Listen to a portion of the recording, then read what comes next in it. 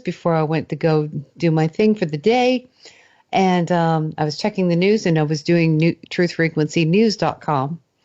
And so I went and you know how when you right click on an image, you can copy it and then you take it to another location and you paste it there. Uh-huh.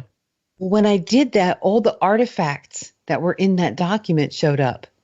Whiteouts, adjustments, and I was like, what the hell is this? I was like, oh my God, it's fake. Oh my God, it's fake. And the Photoshop, the people who did it, who did this image, didn't flatten it or something. Wow. Didn't Yeah, together where it didn't come apart. It was a really right. kind of bush league job at photoshopping. It wasn't even it was bad, and it was first thing in the morning, and I was or in Belgrade. They did it in the middle of the night here in the States. I'm like, what?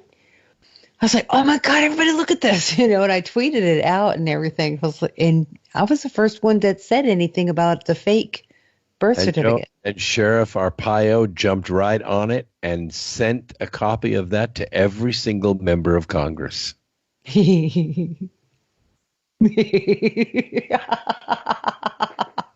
That's awesome. In fact, I think it had a note that said, Lucky sent this to me. Check it out. No, he didn't.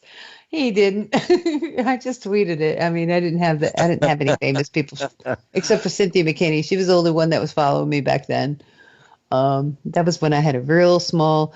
Actually, my followership is not that big even now. You know why? Because for shadow bans, I'm serious. I lose as many followers as I gain. Oh, yeah. I mean, I've been on Twitter for 10 years, and I have tweeted, I don't know, 12,000 tweets, all quality stuff now. I have 2,500 followers.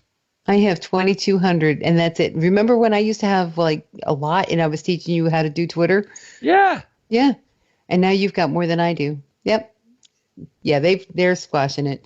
And I've got 63,000 tweets. Yeah, that's crazy. Yeah. Yeah. So anyway. That's how many Peter Strzok had in 1 year, 60,000 tweets. How do you do that? That's all you have text to messages, don't you? Or text messages, right? But still, 60,000 text messages in 1 year? What do these people do for a living? Yeah. Yeah. That's, somebody in the chat room just said something. We should have a Native American president. Why? Why not? I mean, things change around here, that's for damn sure. I just want a good president, but why does it have to be anything? Just a good president would be great. That's true. Actually, you make a very good point. Because then one would have to deal with, well, see, and that's the thing. Yeah, because the Native American president, what party is going to be doing what he or she wants? Yeah.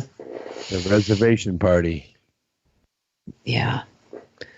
No, because of no foreign compromises. Yeah, I don't know about that. I'm not going to believe that yet. That's why Kamala Harris could never be president, because she lived most of her life in Canada. She is of Jamaican and Indian descent. So, God forbid, we ever went to war with Jamaica, which could be a challenge, or with India, or with Canada, where would her allegiance lie? Right. Exactly. She's not going to become president. She's everybody knows that she's compromised. Yeah, that's a good word for it. Yeah, that's a family show name for her. Yeah. Then I'm not going to say it. I'm not going to say it. I'm not going to say. She could suck the chrome off a hitch ball. Oh, I was not going to say that. That's horrible, Brooks. I didn't say that. This is a family show. I don't know what family, maybe the mafia family. I don't know, but Hey, there's something interesting that came up last Friday. Let me see if I can find it. I want to get the information properly done. If I can find, let's go to my likes because that's where it's going to be found. Oh yeah. Did you know that Trump signed a 1.8 billion autism funding bill? Yeah, that's cool, isn't it? Yeah, for autism. Dude, I mean, because this, everybody talks crap about him, but that's a good one. That's a good thing he did, you know? Um, the other thing is what Tennessee has done. Marsha Blackburn. Now, don't get me wrong, I'm not too crazy about her, but she's okay. If I can find the bloody thing that she did, her and Robin Smith. There it is. It's they've produced and gotten it legislated that the Women's Suffrage Centennial Commemorative Coin Act. Blackburn had led it in the Senate and it's heading to POTUS's desk. It'll help Americans rediscover the history of the women's movement and the stories that led the suffragists to victory. And I want some of those because I thought I was a women's rights activist, but I was more of equal rights activist, you know. Um, well, that's basically women's rights too, you know, if everybody had equal rights. So anyway, but that's just interesting. I would like to get some of those coins, you know. I think these coins will be collector's items someday. There are several out there of limited mint surrounding this presidential campaign and also surrounding some of the bills that are being put forth. I think it's pretty cool. I think it's a piece of history. Your kids and grandkids could have that stuff. It'd be great. Mm-hmm. Mm-hmm. Next thing that was up too was um, there's some rebuke or some kind of discussion in regards to advocates. I was talking earlier about the Volunteers of America and how they get grant money and help. They do help vets. They do help veterans. So I do want everybody who needs that help get a hold of Volunteers of America, or you can get a hold of Support Services for Veteran Families. That's SSVF, Support Services for Veteran Families. It provides services to low-income veteran families or in transition to permanent housing. Funds are provided through grants, private nonprofit organizations, consumer cooperatives, and they assist very low-income veteran families by providing a range of supportive services designed to promote housing stability. Okay, please make sure you understand that housing. It's not just getting you a place to stay and, like a homeless shelter or anything like that. It's housing stability. That's the goal, and they'll help you with that and finding work that is long lasting. Okay, as opposed to just finding you a job and throwing you in it. It's not that callous type of let's get the numbers cleared type of thing. So these are people who really do care, and they are going to follow up and make sure everything's okay and check on you and see what else can be done to make sure that these veterans and their families are taken care of. Because I think it's a big black eye to America that we have such a huge military, whole bunch of money going into it, and all this work that's being done all around the world, that they're going and they're fighting in all these different places. They come back home and end up homeless on the streets. That is a huge smear to the military. What do you think? I couldn't agree more. I think it would be a smear to the military. Yeah. Yeah. We were just talking in the chat room, various candidates for president. I said, if you really want a woman of color, I would like Candace Owen. Cynthia McKinney. Or Big Mama. You know who? Medea. That's who. Who? Medea. Tyler Perry. Medea. Oh. Tell me you've seen the movies. No, you have not. Oh my gosh. You got to start off. Okay, the movie is called The Diary of a Mad Black Woman. Watch the movie. It's freaking hilarious and it's wonderful. And Medea should be president. That's it. I've made my decision. Next president is Medea. But Vice President Mike Pence had said quite last week, he said, it's saddened to see the devastation in California due to the wildfires. We're praying for everyone affected and for the safety of the historic Reagan Library. Yeah, that's most important in life. Yeah, okay. Anyway, we're grateful for the brave first responders and the firefighters in the area as they continue to work on controlling the fire. And I asked, saddened? We should be angry. Most of the damage was preventable. Policies allowed it to happen. And somebody else reported on this and they said, these chemtrails that started the fires, they could use chemtrails and geoengineering to stop the fires, to put the fires out. And that's a good observation in my estimation. Yeah.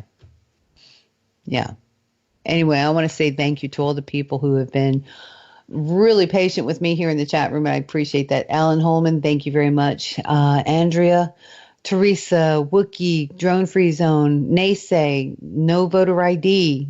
Okay. Awakening Now, Jason Campbell, Jeran. Hey, Jeran. Big Kiwi, Bam, and Friendly One. Thank you very much for being in the chat room. And I appreciate y'all hanging tight with us while we rambled and we masticated the news. By the way, did you see Oprah's method for avoiding stress at 64? Don't tell me. Oh, God, is it disgusting? What? No. Step 1, have $1 billion. Posted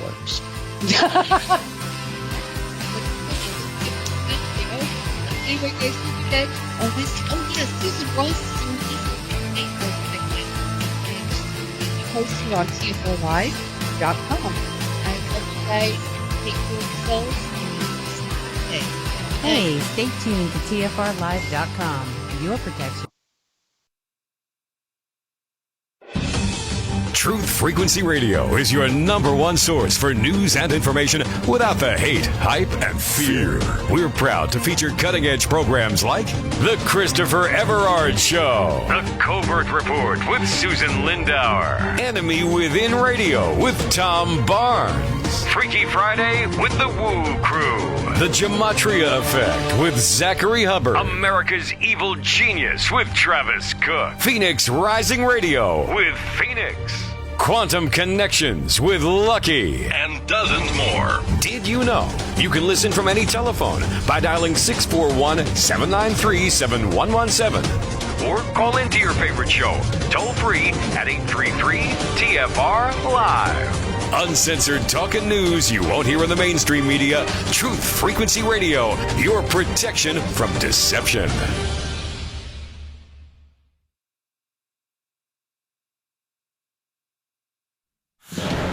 McGahn ruling, Supreme Court decision. I'm Ann Cates.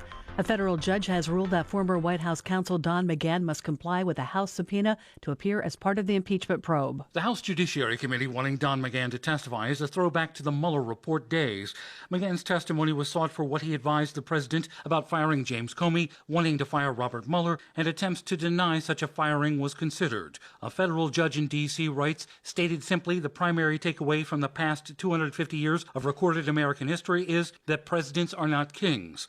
The Justice Department plans to appeal, and even if he eventually does appear before the House committee, the ruling does not preclude McGahn from claiming executive privilege in response to any questions asked.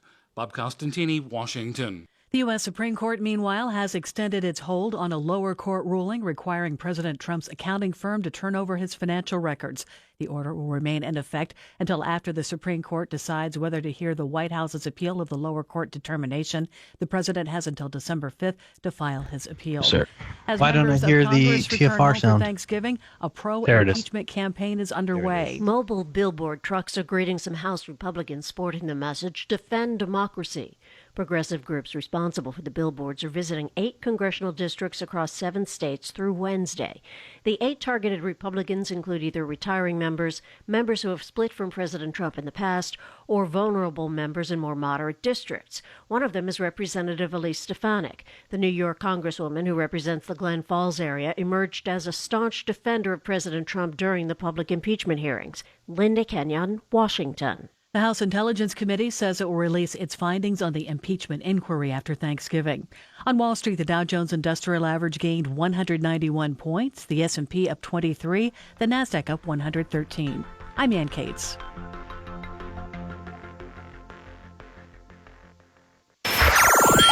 Wherever you are, make it TFR.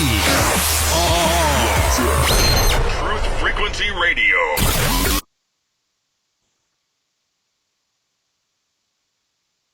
Astronauts to the moon.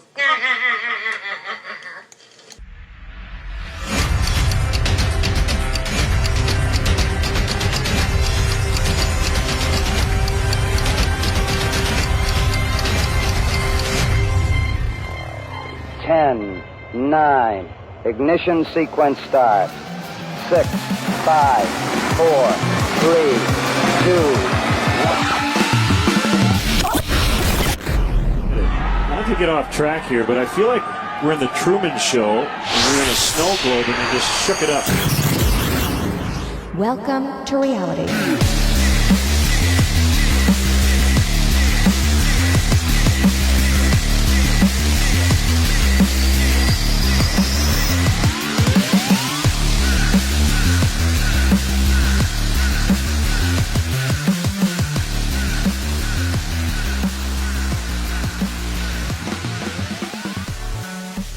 And good evening, ladies and gentlemen. Welcome to Truth Frequency Radio, your protection from deception. And you can go ahead and count your blessings. You are tuned into the #1 undisputed show on Truth Frequency Radio on Monday nights between the hours of 6 and 8 p.m. Pacific. That's 9 to 11 Eastern. That show is Jeranism Monday Night Raw, and it starts now. I'm your host, Jeran from Jeranism, and my co-host this evening is the one and only, the man with the plan, the man with the planes, the man with the balloons and care packages, the man with the app, the man with it all, David Weiss. David, how are you, my friend? Jeran, I'm doing all right. Good. I'm doing good. How are you? Excellent. Glad to have you aboard. We also have joining us this evening, very excited to have him join the crew, and that is from Crow 777, and he is Jason Lingren. Jason, are you there? I sure am. It's a pleasure to be back with you guys. Awesome. Thank you so much for manning the show last week. I really appreciate that from you, and also David, and also JQ. Shout out to JQ if he's out there listening. So appreciate you doing that. For those, I'm sure many people know, but last week my mom passed away on Monday, so that was November 18th, and I did want to just real quick clear the air a little bit. I got so many awesome messages and contacts through Skype, through cell phone, text messages. I haven't gone through my emails yet, but I'm sure there's a ton there. But just really everybody was supportive words, and I really appreciate that.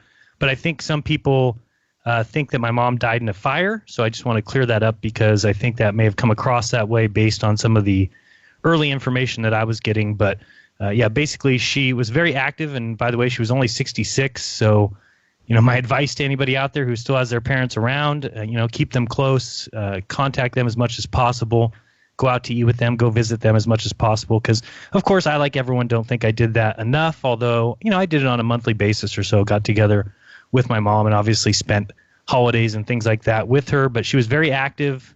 She died on a Monday, but Sunday was spent playing music for the church, as she has done since I was just a child.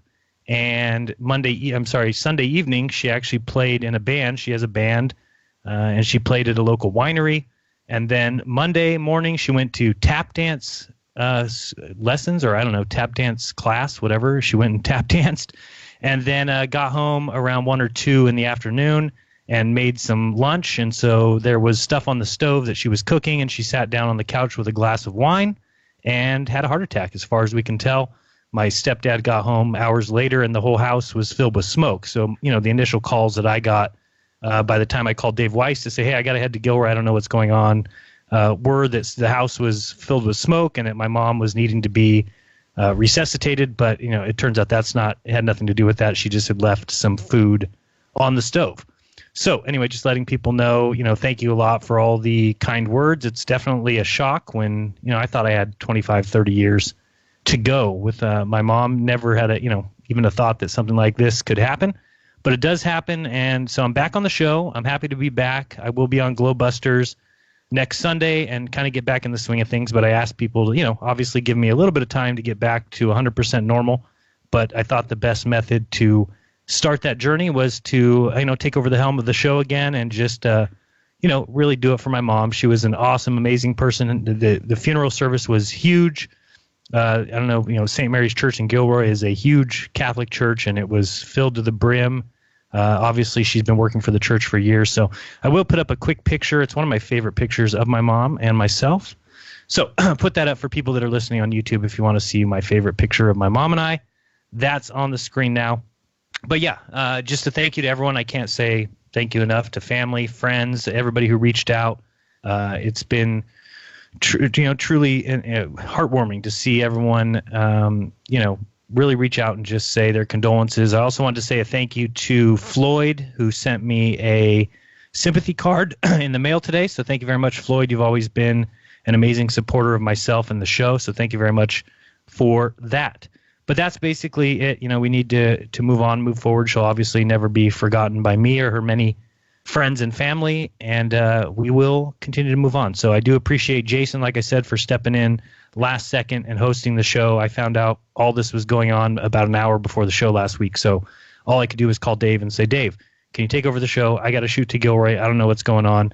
And really before I even left, I had gotten the actual call from somebody saying no, that she had passed. So unexpected, and she lived a great life. Obviously doing all the things, if we could all be so lucky as to go out doing the things that we loved. Like I said, played at church the night before, played in her band the night before, and tap danced the morning of. So I guess, Dave, isn't that the way you want to go out, tap dancing if you can?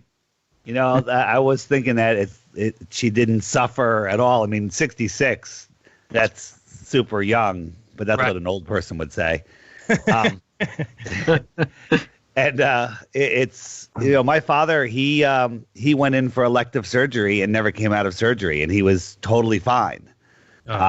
He went for a heart valve replacement, and he just never made it. He never made it out of the hospital.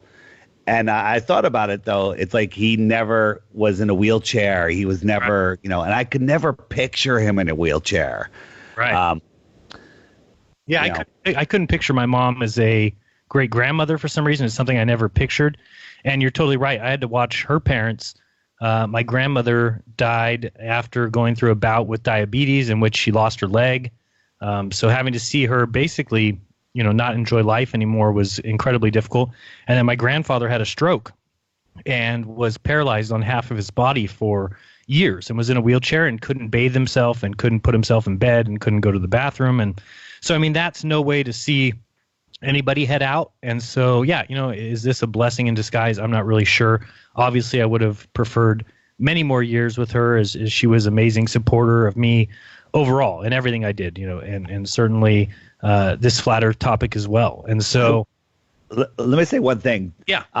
The way I look at death since I became a flat earther is so different than the way I've experienced it before becoming a flat earther. And, not that, death is, for lack of a better word, horrible, but it's not as horrible as I used to view it. It's not the same thing. It's something completely different. And that really has helped me a lot. So I'm wondering how, since you became a flat earther, do you look at somebody passing differently than you did before? Oh, 100%. I don't know how anybody could not, I really do think that this life is a test of sorts. And I think my mom passed with flying colors. And that's why, and I think Jason said it best, and I did listen to a little bit of the show last week as I was driving. And I think Jason was saying that, it doesn't matter what religion you are. It's hard to, people can believe whatever they want. And I think sometimes, religions get a bad rap, and I understand why. There's a lot of problems with religions, and there's a lot of errors in the idea of listening to men's thoughts and ideas and making them become your own. But I also think religion is great when you talk about how great of a person, my mom was and how she raised us. And I think I'm a good person now, and I owe a lot of that to her beliefs, and her beliefs in God and her beliefs in Jesus, and that he died for her sins and that she would rise again. Now, whether or not I'm in accordance with those or I have those exact same beliefs, I don't think really matter, because I do think it's about how good of a person you are here, how you put others first. And my mom, did that. And so I think when we do pass, I think that there is something on the other side. What that is, I certainly don't know, and I don't think anybody knows that's here. That's kind of the point, right? Is that we'll find that out when we pass. And if you live a good life, and I know I always look at the Creator as giving us a gift of life, and that is an absolute gift. And this world comes down to, how did you treat that gift? Did you use it for good, or did you use it for bad? And I honestly think if you don't use it for good, that you may not get another chance at it, or you may not move on, or you may not, and that may be what they consider hell, right? The absence of anything, But for those who do treat it right and those who do put others first, I think that there is something beyond this. And hopefully I get to see my mom again. I think that's kind of my hope and my prayer, but we'll see. So how do you guys feel about that? Oh, well, hopefully not too soon. Sorry, Jason, go ahead. That's all right. That lag always gets us. Well, Jeran, first of all, I didn't say anything to you because I wanted to say it to you myself. Of course, you have my deepest sympathies, and I was very, very happy to be able to step in for you guys, and I've always got your back. I think of us as all one great big extended community. I'm pretty sure all of us kind of feel that same way. Right. But I always tell people, don't get hung up on the details of an organized religion. Well, of religion, especially an organized religion. It's more about the open spirituality, and I really think that the ultimate religion, if you want to call it that, is love. If you want me to be kind of corny, right? That's the way I look at it. Right. No, absolutely, and that's why I think a lot of mothers are so good at people, because they have that love for those they bring into this world, and we learn love through them, and the fact that we love our mothers so much. Really shows that I think love is the answer, and love is the key, and love is the opposite of fear. And there's just so much that goes into what love is and how important it is, and how we can all use it to make the world a better place. And that's ultimately, I think, our goal here is, did you leave the world a better place than the way you found it? And I just hope that it's as true as I believe it is for my mom when I passed, that I left the world a better place just like she did. So thanks so much to everyone. And again, everyone who has reached out on Skype and through text messages, you guys have really helped, and nobody bombarded me, and everybody just sent their condolences. And like I said, the couple sympathy cards have been amazing. So thank you, everybody. But let's get to the show. I wanted to talk a little bit about the conference, obviously, because, we're done with that. You're done with that? You missed all that. It's over? It's over. No, it was great. It was a fantastic time. I did want to do a couple shout-outs as far as the event goes. Again, to Robbie Davidson, and those who are in the know that he is stepping away from being in charge of these conferences, but I just can't thank him enough for inviting me again, for the fantastic time that everybody had, and really putting on a great conference. So thank you to Robbie. I also wanted to shout out the following website, which is spacesfake.com. It's an awesome husband and wife team, and I don't know if you got one, Dave, but I got a Spaces Fake t-shirt. Did you get one? I did not. Oh, you got robbed. Yeah, no, they gave me a Spaces Fake t-shirt, which I've definitely worn a few times this week. And one other thing I wanted to mention, Dave, about the... Wait, hold on. I think I did get one, but we sacrificed it to the balloon launch. It went. Somebody got it. You put it in the care package? We put it in the care package. Awesome. Well, somebody out there is wearing a free Spaces Fake t-shirt, courtesy of spacesfake.com, but they were an awesome team. And Dave, I wanted to tell you that, we had the vigil on Friday night, and we had the funeral for my mom on Saturday. And on Saturday night, we had, what we called a celebration of life out at Satori Cellars in Gilroy, where my mom was playing the night before, or, the night before she passed. And I had a lot of family members come up and, talk to me. And then a few of them did throw in there, so tell me about this flat earth thing. So you will be happy to know that your app came out and was in play 3 or 4 times that evening. So nice. So hopefully you got a couple downloads, courtesy of the people in my family who said, okay, so now that we've got that aside, tell me about this flat earth. The flat earth, sun, moon, and zodiac clock app, even good at funerals. Right. Yeah, it's just good anywhere, really, right? It doesn't matter where. So no, yeah, I thought you'd be very happy. Right. All those people with the cards, if you go to church, stick them in the Bibles as a little placeholder. Oh, that's a good idea. Yeah, as a little marker. There you go. It's a great idea. Hey, just a note for everybody about the conference. It's being at the conference, I probably missed a lot more than the people on the live streams. They got them all. Robbie has uploaded everything to a playlist. All all of the presentations are up. I just put it in the chat on your on Jeranism RAW if you're watching there, and check them out, especially track 17, perhaps. Oh, why is that yours? Maybe. No. I saw, and you saw my presentation. Yeah, that one's up on my channel. I put it up on Tuesday, I believe. I was actually uploading it when I got the news on Monday and was able to finish it off on Tuesday. But Dave, were you there live for that? I think I came in for the second half of yours, I think. Yeah, you can't see people from the stage, but I heard somebody yell, "You're doing great, kid," at the beginning, and I thought that was you, but maybe it was JQ. I'm not sure. It was JQ. Was it JQ? Yeah, all right. Well, yeah, and I caught the second half of yours, and that's just the way it was. Definitely as a speaker, you get pulled in different directions, and you have to do these interviews, and so you never get a chance to really cover everybody's presentation. So I can't wait to check that out. And you said that's on Robbie's channel, or is it on the FEIC channel? Hold on, let me look. It's on the Flat Earth International Conference channel. Okay. Good. All right. So everybody can check that out, and that's probably a ton. So he separated them out by speech, or are they separated out by like day? I believe there's 26 files. So they're all individualized. Nice. Yep. Okay. Thank you, Robbie, for doing that. So if people hadn't had a chance to check it out, and this is something David was saying from the very beginning, is if you couldn't make it, yes, you'd miss the camaraderie and you'd miss all the fun that we had in the hallways and everything. Jason, the other thing that I forgot to mention to you, I heard you mention on the show last week that you didn't get to hang out with a lot of us, and I don't know where you were because I didn't get a chance to hang out with you at all. I remember saying hi to you. I remember talking to you, I think, when we were having the security meeting the day before. That was it, right? Yeah, and then I just never saw you. I didn't see you. Yeah. I was like, where is everybody? Am I like purposefully being ignored? I feel a little shut out here. David and I got together before, and we said, whatever we do not cross paths with Jason Lindgren. There you go. There you have it. It was Jeran's idea. Yeah, it was my idea. I said, we have to this is our goal, this conference is. No, so I'm not sure where exactly you were, because, I mean, we were down in the lobby a lot and just looking for something to do, and there wasn't a lot of restaurants close by, so when we did eat, we ate right across the street, or we went over to the mall. And so, yeah, I definitely want to hang out with you again. I hope we get to do that soon, because we certainly didn't get to do it enough, and I'm sure that went for everybody. Everybody probably wished they could hang out more. And I've actually heard that idea thrown around a couple times. I think on Globebusters they were talking about changing up the way that we do the conference so that it can be a little bit more interactive. Dave, what do you think about that idea? Yeah, absolutely.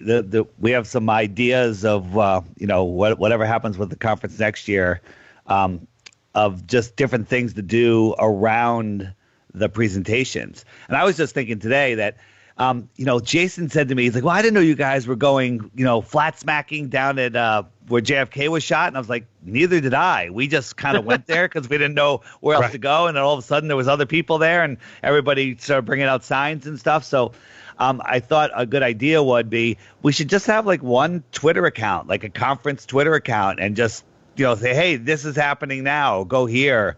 Or maybe we can even use the app to have a pop-up, schedule that can be changed in real time or something like that. There's got to be a way to let people know what's happening with fluidity. Great idea. I think that's something we definitely need to do. And I know another caller called in last week and was asking about Iru's synchronicity game. Do you guys remember that particular call? Not sure. Yeah, I remember. I didn't know what it was. What were the rules? Right. So what I think we'll do is I'm going to go ahead and I'm going to be for sure on the Friday lounge show this week, and I'll make sure that Iru and I kind of explain it. The original plan was for us to go down and start this game at the Dealey Plaza. So that was the plan. But then Iru's flights were a little bit off, and he didn't have Saturday available. He was leaving early on Saturday. So that's why last second Saturday we're all sitting there, and I'm kind of thinking, what are we going to do? And then I said, well, I was planning on going down to Dealey Plaza anyway. Let's just go there and eat lunch. And that's when, we went to that restaurant nearby and kind of hung out. And then we just got lucky that all the street activists ended up being there at the same time. So that was all kind of just luck. But, the synchronicity game, we'll talk about that. It's just a game that Iru taught me, and you basically play it with 2 dice. I think that the caller said that there's a book on Amazon for like $200. So please don't spend your money. Don't spend $200 learning the game. Iru knows it quite well, but basically all it is you use 2 dice and you allow it to tell you what to do, where to go. So basically 1 dice is your time. So you basically roll it and it says, okay, 3, and that would be 3 minutes. And then the next dice ahead of time, you'll choose which number is which direction as far as forward, backwards, left, or right. Then there's some special ones like play a game. There's another one that's follow the white rabbit, which is instead of picking a direction, you'll actually choose somebody out in the crowd. So say, hey, the guy in the green jacket over there.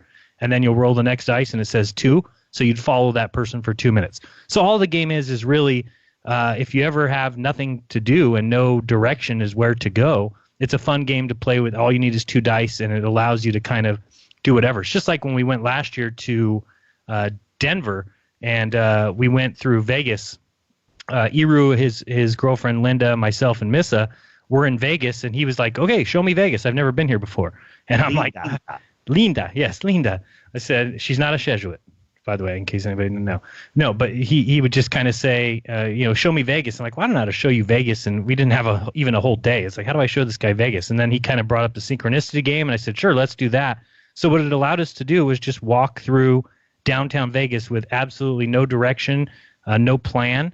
And we had an absolute great day. And so many synchronistic things happen throughout the day. It just, you kind of look back on it, you're like, man, none of those things would have happened if we didn't use the dice. I've told this story before, but the dice led us to this one casino where people were playing, I don't know what the game is, beanbag, where you toss a beanbag towards a board. I forgot what it's called. There's a hole in the board, whatever. People play it now. And, you ask the dice, should we play this game since we ended up here? And, evens are yes, odd is no. We rolled it, it said yes. So we get ready to play the game. There's one team in front of us that's finishing. And on their final shot, the guy throws it and it hits my dog. We had my dog with us, and my dog kind of pulls out, gets hit by this beanbag, and the guy's like super apologizing, and Iru's talking to him from a distance, and then you see them getting closer, and they start talking Spanish, and then they're hugging each other because they're both from Argentina. Turns out that they know, each of them knows somebody. It was just crazy. So just synchronicity kind of things like that we would have never seen this guy from Argentina if it wasn't for the dice leading us there. So what we'll do on Friday is we'll have Iru describe the game exactly, and if people want to play it, it's fun. If you ever have nothing to do on a certain day and you're in a fun place, we thought it would be fun to do from Dealey Plaza. And so we were going to do that, but we didn't end up doing that. But what a great time. And you guys told the story of the staircase of belief, right? Disbelief, sorry. Yeah, that was fun. Super fun. Yeah, that was great. So I know everybody's already heard that story. Check out last week's Raw, but it was great just to kind of lead our waitress step by step by step. And by the time we left, one thing you didn't mention is that she said we were her favorite table of all time. Now, the only detail about that is we're not sure when she started working there. Could have been the day before, but she seemed like she had a pretty good that could have been the reason. But she seemed like she had a pretty good handle on things. So I'd like to think that she'd been there for a while and that we were her best table ever. So excellent job by everyone involved there. And I know also a big shout out to John and Jen, the Flat Earth Vegans. They were awesome. They're the ones who drove me to Dealey Plaza in their rental car. They're just awesome people. They gave me a super chat in person, and they're just great to be around and talk with. And they're just really good friends. They also sat with me at the VIP dinner.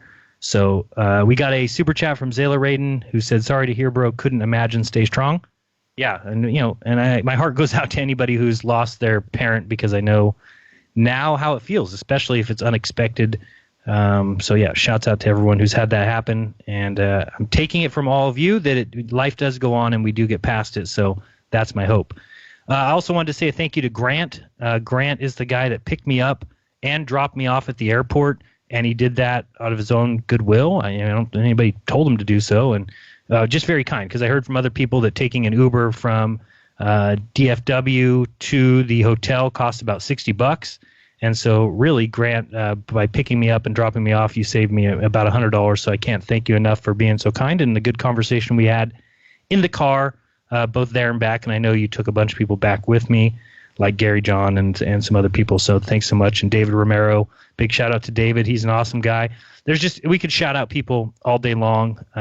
But one person we won't shout out is George Hanachuk. Dave, did you get a chance to hang out with that? I didn't even go near him. In real life, I treat the trolls online the same way I treat them in real life. I just don't go near them. I'm just not interested. Hey, help me out here. What's that? Oh, man. So, you know the whole story with... Can of worms here? Well, do you know No, go ahead. Yeah, with Brian Mullen. Brian Mullen was the engineer that was doing a series on Flat Earth and was showing, with mathematics, all the errors with the globe and everything.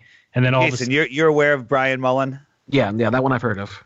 Okay. So he had to leave YouTube. He shut down his channel basically because somebody had called the engineers ethics line. I'm not really sure if that's what it is, but somebody had called in and basically told his boss that he was making flat Earth videos, and so the boss and kind of told him, hey, it's one or the other. Either you need to let your YouTube channel go and work, or you need to not work and do your YouTube channel. So he turned off his YouTube channel, which, it's hard to knock him for that. He had a new wife and they had a baby on the way, and I understand how hard it is to support a family, and so he made that decision. But George Hanichuk is really the reason for that, and he's just a dirtball, really. And so he came to the event and was trying to sneak in and was trying to make ruckus, and of course we couldn't cause fights. It was just it was a mess. Yeah, he was an absolute mess. I sat down to talk to him and just asked him a little bit about Brian Mullen, and he said, oh, well, it's very improbable that I'm the reason that he left YouTube. And I said, yeah, but is it impossible? And he said, well, no, I mean, it's just improbable. Yeah, exactly, because you called his boss, so it probably is the reason that he left. And then he was sitting next to some guy who started calling me Jism and saying, well, you lie to everyone on your YouTube channel, just like Brian Mullen, and therefore you both deserve whatever's coming to you. And basically wanted to call me out to a fight. It was just really just terrible. You're like, what kind of person comes to a Flat Earth conference acting like that? So I just ignored him, basically backed off and just said, George, enjoy your time here with this piece of work that you're sitting with. But I heard that he was up at other people's faces, that he threw people's phones, that he spit in people's faces. So really a piece of work. But yeah, so I don't know if you know anything about him, but he is just kind of a brain-dead person who still doesn't understand at all the Coriolis force and how there is no Coriolis force on Earth, that there is one if you go on a roundabout, but there's not one with the Earth because the Earth isn't spinning. But it's just a lot of these topics he just can't get, and he thinks because he's an engineer that he knows that the Earth is a spinning ball in space. So, but he decided to bring that nonsense to the Flat Earth Conference. So don't be right with more Jeranism.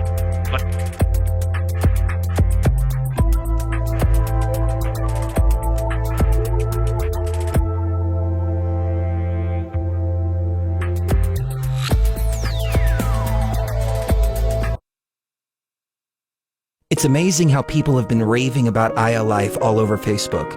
They've been posting their testimonials just because they want to get the word out because it's worked so well for them. If you're not familiar with Aya Life, it's a 99% pure CBD oil. But the secret is the synergy between the hemp and the ayahuasca vine, the non-psychoactive component of the ayahuasca tea. We recently received an email from a wife whose husband has Parkinson's. For the first time, he's been able to sleep through the entire night. Another customer reported that they're no longer using NSAIDs because their tennis elbow has been relieved with Aya Life. The reports have been phenomenal and much more than we ever expected. Everyone should have access to this. That's why if you head on over to ayalife.com right now and use coupon code TFR, we'll give you $5 towards your order. And we'll even ship it worldwide. That's ayalife.com, AYA life.com.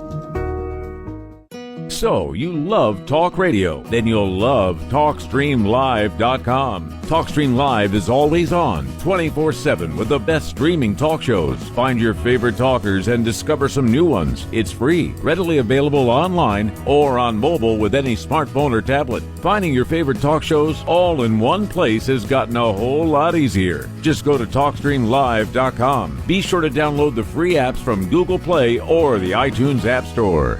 If you have hard water, the Lime Scale not only leaves white spots, it clogs pipes and breaks down appliances, costing you hundreds of dollars in energy and wear. Eliminate Lime Scale and other water issues like brown staining and bad odors with HydroCare water products available from Wave Home Solutions. Wave's affordable water systems don't use salts or chemicals. You'll love the way your water tastes, smells, and looks. Satisfaction guaranteed. For more information, go to bestwater123.com. That's bestwater123.com.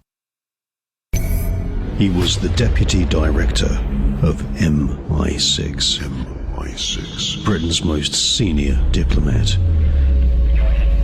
He was knighted by the Queen and in charge of thousands of highly trained spies.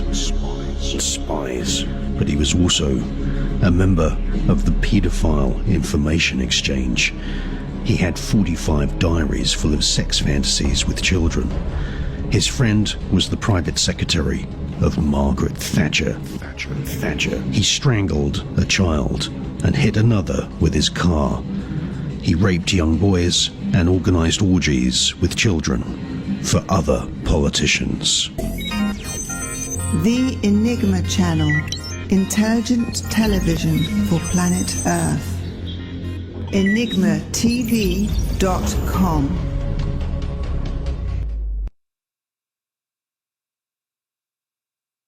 No hate, no hype, no fear. We are TFR Frequency Radio.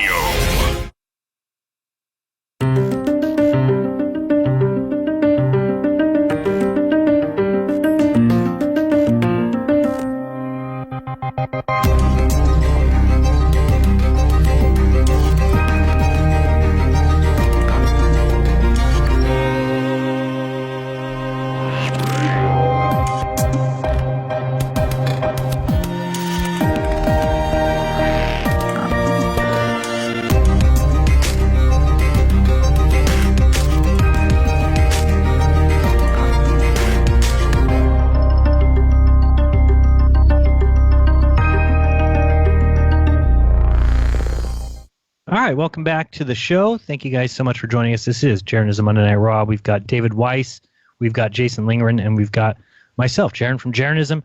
Real quick, we did get a couple more super chats from Rhino, who said, thanks for helping me get rid of my extra ticket. Much love. Yeah, shout out to you, Rhino. You're awesome, and thank you so much for having an extra ticket and being able to give that away. It made somebody's day, I'm sure. So awesome to be a part of that.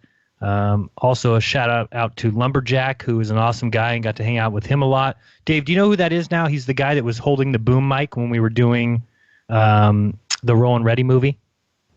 Oh, yeah. That's Lumberjack.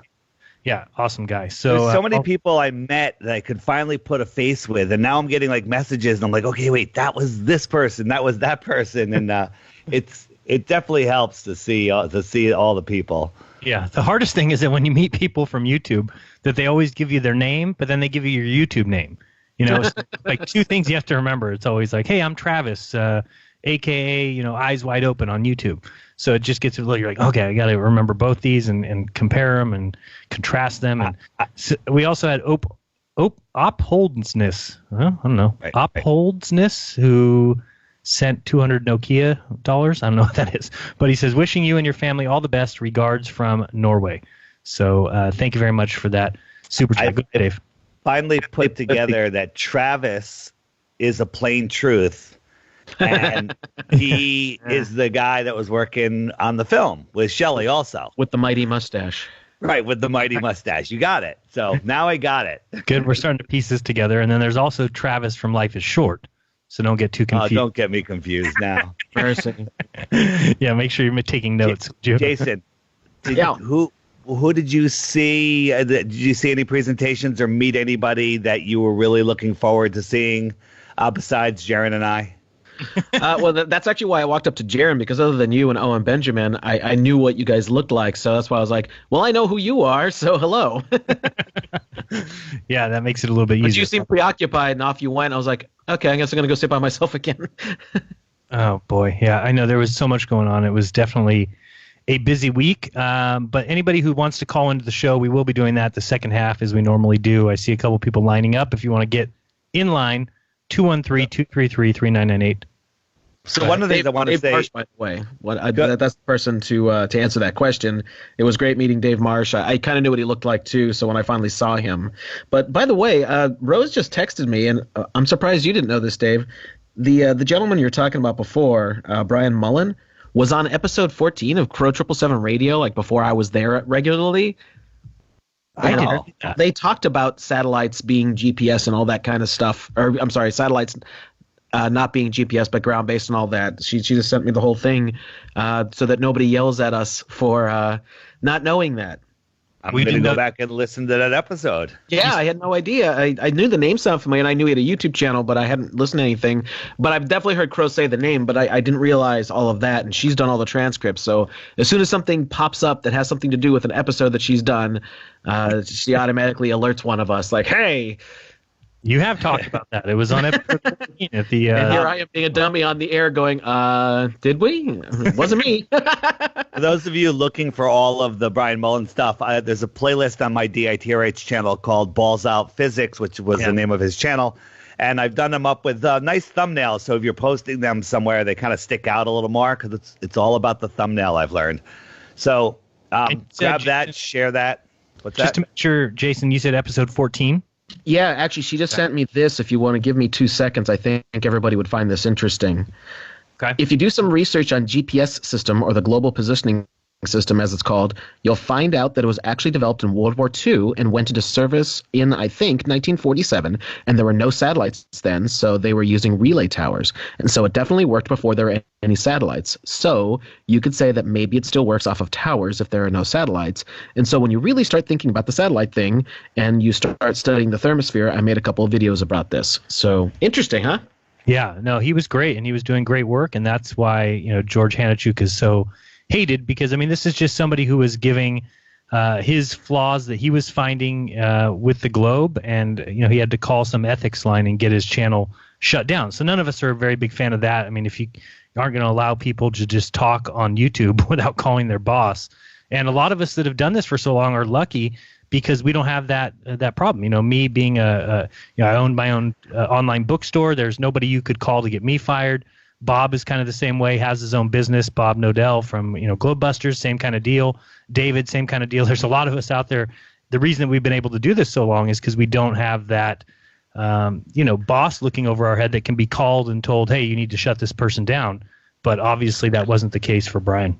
That was something that was kind of in the back of my mind for years, because I was starting to build my notoriety, and especially once I got with Crow, and I was still working for Guitar Center. Actually, I was a manager, and then I was with what's called GC Pro, and thankfully it was just a big joke. Like, I was the store's conspiracy guy, right, and they would rag on me about all things. And funny enough, the one they used to rag on me the most about is Flat Earth, and I was like, guys, I don't claim to be anything. I just look into stuff. And it was thankfully a big old joke, but I didn't want it hurting my chances of being promoted or anything like that. So that was one of those things that's always in the back of my mind. But thank so wonderfully that I'm now completely free of all that. Yeah, me too. I used to be a store manager for a drugstore, and if that was still the case, believe me, my district manager or somebody wouldn't have gotten a call and would have been told, hey, just so you know, one of your store managers is on the internet. Jeran, or worse, you could have gotten promoted and been higher up in that corporate chain of death. Yeah, that's true. But I think that's coming. That's coming down the road as more and more people find out that what's going on and that we've been lied to on such a massive level. Possibly those things will start to happen where you will get promoted if you are in this secret club that Dave likes to call it. Right, Jeran, you said earlier that you hope that you leave the world a better place than when you got here. Right. And, did you notice at the conference how many people came up to all of us and said, you've changed my life. I became a flat earther because of you. So many people, so many bears were there. They're like, I heard you Bears. on Owen. Yeah, bears. Those are fans of Owens. What do you want me to say? Fans of Owen Benjamins? No. I always find it funny for some reason. Bears. They're bears. I know. Yeah. So a lot of bears came up to me, and that it just it was amazing. And then one time because we were being torn and going back and forth, everybody wants to talk to me, and you had the same thing where this one girl comes up to me and she's like, "Can I talk to you?" And I had like 10 minutes to go back to my room and back, and I was like, "Walk with me," and she walked with me, and she told me this whole story, and she's the one that sent the email that I popped into Skype. It's a little long, but you could probably read it in under 2 minutes. You want to give it a try? I will, but okay, so we got it here. So this is an email that Dave got. Says, "Hi, Dave and Matt, too. It was a pleasure meeting you in Dallas. I apologize for my totally dorky and not funny joke. Comedy isn't my specialty. I have attached a link to some of the photos I took at the conference and wanted to see it, that everyone involved personally received them. They're not all perfect due to lighting, but I included them anyway. Copyright free, so please use as you please and see fit, and I just want you to all to have them. I mentioned let me pull this out a little bit. It's a little hard to read like that. There we go. I mentioned at the conference I haven't vocally admitted to being a flat earther, but I wanted to share a short story if you're interested. My now boyfriend and I dated 12 years ago for about a year and a half, parted ways but remained friends. About 2 to 3 years ago, our mutual friends began mocking him, stopped inviting him to gatherings and always used him as a topic when laughs were needed due to his views on the shape of the earth. This made no sense to me. I would watch our friends become angry thinking about it, so I defended him. I finally looked into flat earth, and although it took me much longer than most, I am convinced. I'd love to share this information with him in a special way, but I wanted to share the story with you all. I promised him a year ago I'd find a way to get us to the conference. I did. We became official at the conference after years of a very close friendship. Flat Earth has completely changed my life in more ways than I can explain. Sorry. My views on politics, on human interaction, on health, the list runs long, but I know you skim through things, so I'll keep it semi-short. I have severe anxiety, a vaccine-injured special needs son, depression, and it has changed all of that. I can't remember my last panic attack now. Anxiety is manageable, and my son's fits don't make me lose my mind, and I have the most incredible partner I could have ever imagined. Although I lost my mind for a short time, and nothing made any sense at all, it's all led me to a much better life and understanding of so much in it. Also made me crazy, but that's okay. You were the only person I was willing to listen to at first because I loved your voice. That really? Wow. A little crazy. She is crazy. Hold on. Should we continue reading it? No. So I want to personally thank you for leading me down a rabbit hole that inevitably changed my life after losing nearly 10,000 of my Instagram followers for protesting mandated vaccines and chasing senators at the California state capitol, jeopardizing my entire career. I'm not afraid to admit that the earth is not a spinning ball, and you're the first to hear it. Thank you, Dave. Thank you.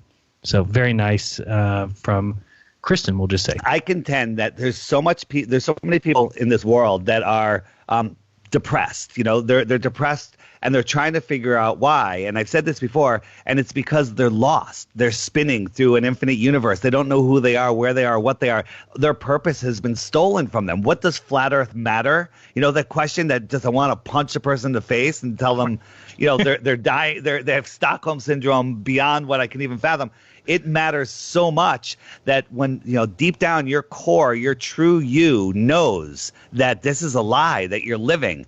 And that's what eats people from the inside out. And I think that is the cause for much of the sadness that is going on in this world. And when you ground yourself to the flat earth and understand where you are, who you are, what you are, it opens up a whole new reality. When you were saying in Vegas, you know, like if you're, you know, if you have the dice game, the synchronicity game, if you said if you ever are bored and don't have anything to do, is that possible as a flat earther to be bored and not have anything to do? Is that even possible? Doesn't seem like it anymore, huh? There's always something to do. But just how it changes people's lives. I mean, it is better. I think flat earth is more effective than any psychotropic medicine out there. And that's not even a fair comparison. That's like saying, I don't even know what it's like saying because I don't believe in psychotropic medicine, but I think it's more effective towards depression than any pharmaceutical medicine. Well, yeah. I think so, yeah. And it's funny because the last time I saw my mom on Halloween, Dave, she told me she had, two worries. I'm always asking her, how you feeling? How are things? You know, do you have any worries? And this last time Halloween, she told me she was worried about the neighbor's palm tree falling on her house. I was like, okay, well, that's probably not going to happen. And the other thing she was worried about was global warming. So I'll laugh just talking about it because I told her. Takes that away. Yeah, I said, no, she doesn't have those worries at least. But I told her, I said, what are you worried about global warming for? What's going to happen? She goes, oh, I just think the sea levels are going to rise. I'm like, Mom, you don't have to worry about that. You don't have to worry about that when the elites stop buying beachfront property. Right, yeah, exactly. And you know what? Crow brought up a thing. He said when he was a kid, he goes to the same beach that he went to when he was a kid, and the rock walls are in the same place in relation to the water. And well, I've lived in the same town my whole life, and I go to the beach. I live in the water down there. Right. Yeah, the rock walls that been there my entire life are in the exact same position relative to the water that they've always been. It hasn't risen an inch. Right. Although I know my mom's problem is how do you think she spent every single morning, Dave? What do you think she did? Watching the news? Watching the news. You know what's funny is, as a flat earther, we don't watch the news. I don't think any of us do. The only news I ever hear is at the beginning of this show and during the breaks coming from this station. And what I heard at the opening of the show was that the impeachment hearings will not be decided until after Thanksgiving. For one, I didn't even know there was impeachment hearings. And two, now I got to wait until after Thanksgiving. Well, now I know what we're going to be talking about all day. Is he going to be impeached? Is he not going to be impeached? Oh boy, it's not. Let me talk about a subject on that line of thinking because I heard this at the conference and I was appalled. So, by the way, if people want to call in, again, 213-233-3998, we'll take calls starting in the second half of the show, which is in about 17 minutes from now. So get in line, 213-233-3998. But at the conference, and I don't remember these people's names. Oh, maybe I do. Wes? Could be Wes. But anyway, there was a 16-year-old high school student that was there that was telling me all about some of the stuff that he was doing at his school. And at first I was very encouraged because he said, hey, my teacher knows that I believe in the flat earth, and she even allowed me to have a debate at school where he stood up and went up against a guy, and they both debated. One debated the side of flat earth, of course, this guy that was at the flat earth conference with his parents, and the other guy debated the globe earth. And he said at the beginning of the debate, the teacher asked all the students to go to one side of the room if they believed in the globe, and all the students to go on the other side of the room if they believed that it was flat. And initially there was only 2 people plus the guy debating flat earth that were on the flat earth side, so basically 3 people, and the entire other class was on the globe side, so it was like 27-3 or something. But then they both gave their arguments for the debate, and at the end of the debate, the teacher asked if anybody on either side wanted to switch, and he said 4 or 5 people went from the globe side to the flat earth side, which I just thought was awesome, and it was very cool that that's allowed in school. Now, a couple things changed after I heard that, because another thing that he told me was that his teacher knew that he was going to the Flat Earth Conference. And, of course, the conference was on Thursday and Friday, so he had to miss 2 days of school. He got a call on Thursday evening from a student in his class who said, you'll never believe what happened today in class. And, the Flat Earther says, what happened? And he said the teacher actually showed a video about why the Earth is round and not flat to the entire class, but they made sure they did it on a day that he wasn't there. On purpose. When he went to the Flat Earth Conference is when she showed it. So, of course, he couldn't refute anything. He couldn't argue his side. So I thought that was insane. Then here's the part I was getting at as far as the news goes. We've told people for a long time, and I wish I would have known this before my presentation at the conference, because I made a big deal about the media and the fact that they're not on our side at all, and that they're basically CIA assets to tell the world lies and condition them and to be exactly who they want. So what he told me, and I couldn't believe this, is he said, well, did you know that we watch the news every day in class? And I said, what do you mean you watch the news? And he said, oh, there's a CNN-produced 15-minute news piece that we're required to watch every day at the beginning of school. And I said, you mean everybody in the whole high school? Everybody? He says, yeah, everybody watches this CNN news piece. So, I was just... that's I don't even know what to say, because it's easy to tell it's just indoctrination, even worse than I thought. And it's produced specifically for them, or is it just 15 minutes of news? That I'm not sure. I would have to ask him again. I'm pretty sure he said it was for school children, and I can imagine that now I think about it. I'm like, oh man, of course CNN's producing it. But now you can imagine why all these children or high school kids are afraid of global warming. Because I'm sure that that's put in there. And you can bet your bottom dollar that all the NASA little news pieces and this asteroid's coming by and everything that NASA puts out there is all appearing in that news piece. And no wonder why they all think that, Trump needs to be dismissed and, that there was Russian collusion, because all these things that show up in the news are now being fed to children, and they don't have a choice not to watch it.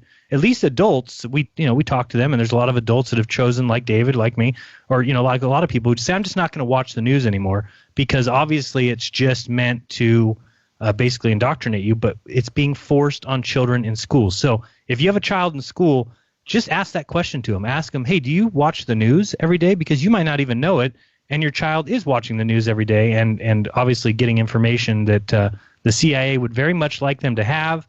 And we've talked about this before, that, the purpose of education is to create uninquisitive citizens who do what they're told and pay their taxes and, believe that Trump colluded with Russia and that he needs to be immediately impeached because of some nonsense with, just simply pointing out that Joe Biden's son is involved in a company that it shouldn't be. And look what's happened because of that. So did you ever know that, Jason? Did you know that school children were being shown news pieces like that?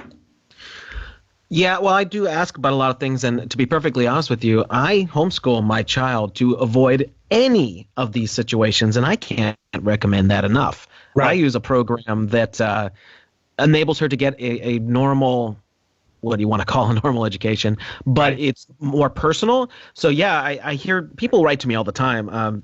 Sometimes I feel like I'm a freaking rock star, even though I I'm not, with the amount of things people send to me and talk to me and all these kinds of things.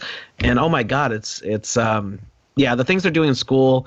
One of the big things that we've mentioned a lot, if we're going to talk about school for a moment, and I'm sure David has heard this, is that they stopped teaching cursive to a lot of the children. Right. Well, how many very, very, very important documents are written in cursive? And this is something that bugs the crap out of me, because I learned this very early on, like second grade or something like that. And I think we're all over 40, right? I'm not exactly sure how old you are, Jeran, but I think you're not 20, so. No, in 2 short months, I'll be over 40. So yes. Yeah, I wasn't exactly sure, but I knew you weren't just out of your teens. So you probably got some of the older style education than a lot of people did who might be listening to our respective podcasts and all that. Right. So I'm assuming we all can read and write cursive, but thankfully I heard locally here in Louisiana that they started initiating it again. So anyway, I just wanted to kind of tie that in that there's a lot of things that get done on a regular basis in school systems that I find horrific, and I'm so happy to not have my child there. And if anyone has the means, I cannot recommend keeping your child out of the mainstream school system enough. I second that, and I'm sure Dave thirds it, and there's probably thousands and thousands and thousands of people who would add on to that as well. So, that is the best advice that you can give. And I know when I grew up, there simply wasn't we didn't watch the news in school.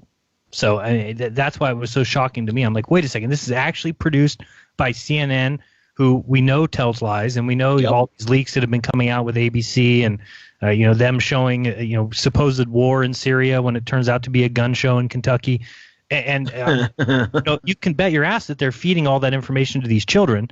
These children are never getting to see what happens when these things are exposed, right? Because you can bet your bottom dollar that the next day in class, it's not like the CNN news is coming out and saying, oh, well, we retract what we said yesterday, or now this is the truth. They're just keep feeding this news information to your children, and I think it's appalling. I mean, I don't know how else to describe it. Well, you know what else? Go ahead, Jason. You know what they used to show us a lot, if you really want to know now that I'm thinking about it? The space shuttle launches and landings. Oh, yeah. No, that is. And the other thing was, they would just always pop in a tape to show us Bill Nye the Science Guy.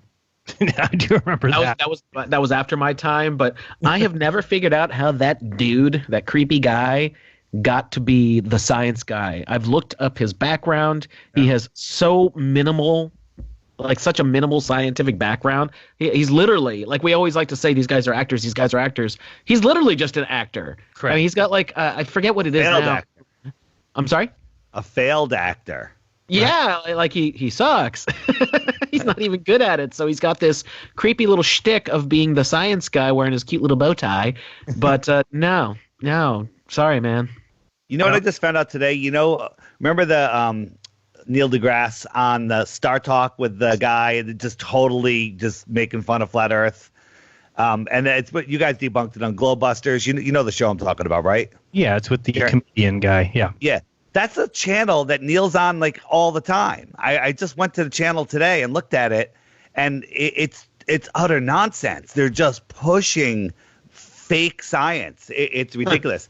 I don't know if you saw this today. Did you see that Neil deGrasse Tyson spoke with the International Space Station today? Oh my God, the girl's hair. Did you see that? Of course I saw it. Yeah. He even did. They just give Alex some new fodder? He goes, look at your hair. I mean, I thought the next line was going to be, it's like a Brillo pad, but it's how could he even point that? I think that would be an embarrassment. Don't look at my hair because you'll figure out that it's hairspray.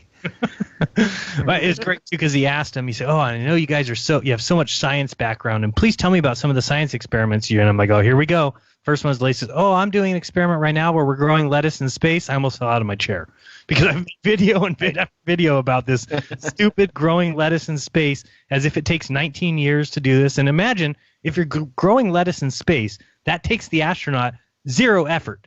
You put the seed in. You know what I learned today? And let it grow.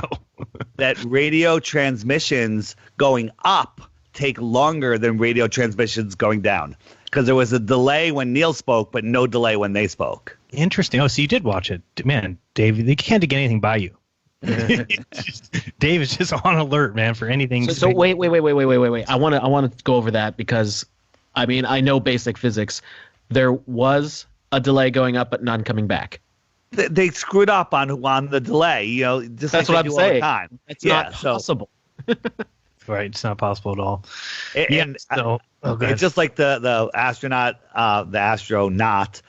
When somebody would say something and he would react because he heard it right away. He'd smile, then he'd wait the 8 seconds to answer. But then you remember that video that we've showed before where they did the first live 4K video from space, and there was an 11-second delay. So it was farther away on the dark side, and the darkness makes it longer. But you know what the thing is? Things in space don't have to account for the speed of light or the speed of sound. For example, the space shuttle, when it's 20, 30 miles downrange, when it separates, you hear it at the exact time it separates, which was in my presentation, number 17 in that playlist, people. Oh, if you haven't heard that yet, you haven't lived your life. Right. So just so everybody knows that the YouTube stream will be ending here in the next 2 minutes. And if you want to continue listening to the show, go to TFRlive.com and click Listen Live, and you can listen to that for free. Or Karen B, I believe. Or Karen B, or possibly Ginger Sugarbush. Somebody usually simulcasts hour number 2. But that is the hour where we take calls and we get a little bit more uncensored and talk about some things that maybe we're not allowed to talk about during the first hour. So just wanted to let everybody know that. And I did bring up this clip real quick just because I love it. This is Bill Nye telling us how he's not a scientist at all. The big one is Bill Nye's not a scientist. Okay. I can read a graph, so can you. That is inferior. I just love that. So as long as you can read a graph, ladies and gentlemen, you are allowed to teach children whatever the lesson plan says. So yeah, that's Bill Nye for you. And yeah, Neil deGrasse on that show was just hilarious. He said, we only have 20 minutes to talk, and I take it because that's the 20 minutes that you're above my head, and after that you'll be on the dark side of Earth. As if there's no satellites, as if there's no transmitting stations, as if but then again, when it's an 8-hour spacewalk, then we get to the entire 8 hours, which just makes no sense. Why would you be able to consistency is key, people. Jeez. All right, guys, don't go anywhere. We'll be right back on TFR or another channel on YouTube. See you on the other side. Well, it comes with cost, a price too large, as if we're really just born to die. I'd rather let been born. Stay in school, they say. Hi, my name is Ella, and I'm 10 years old. I'm one of the millions of children born to parents suffering from the sheeple virus. Symptoms include the inability to think for oneself, the attention span of a goldfish, and a strong belief in government and the mainstream media. It is estimated that 1 out of every 2 children are being raised by parents infected with the sheeple virus. But there is a cure. For as little as 19 cents per day, you can become a TFR supporter and help children like me get their daily dose of truth. Together, we will make sure every child has protection from deception.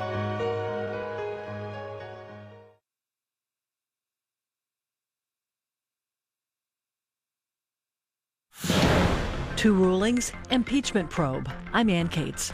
Two major developments from the courts today in the impeachment inquiry. A federal judge has ordered former White House counsel Don McGahn to appear before Congress in a setback to President Trump's effort to keep his top aides from testifying. The outcome could lead to a renewed push by House Democrats for testimony from other high-ranking officials. Meanwhile, the Supreme Court is shielding the president's financial records from House Democrats for now. The delay allows the justices to decide how to handle the House subpoena and a similar demand from the Manhattan District Attorney at the same time. The court's action probably means Democrats will not have the records before an expected vote on impeachment by year's end. Bill Michaels, Washington. And the findings so far of the probe into President Trump's dealings with Ukraine will be made public after Thanksgiving. Correspondent Manu Raju. Adam Schiff, the House Intelligence Committee chairman, sent a detailed letter to all of his colleagues laying out what they believe they have found through the course of this investigation that has been going on for 2 months. And he makes very clear that they are now putting together a report detailing the findings of their investigation and will submit that report to the House Judiciary Committee soon after Congress returns from a Thanksgiving recess that is happening this week. Supreme Court Justice Ruth Bader Ginsburg is now recovering at home after being treated at Johns Hopkins Hospital in Baltimore for chills and a fever. Correspondent Joan Biskupik. I expect that she'll be back on the bench on next Monday, when the court resumes hearing cases. So this is all a very good sign, given that she spent 2 nights in the hospital over the weekend. But, the consequences, if she were to feel the need to retire, are so significant. A rally today on Wall Street. The Dow Jones Industrial Average closed up triple digits by 191 points. The S&P 500 gained 23. The Nasdaq up 113 points. I'm Ann Cates.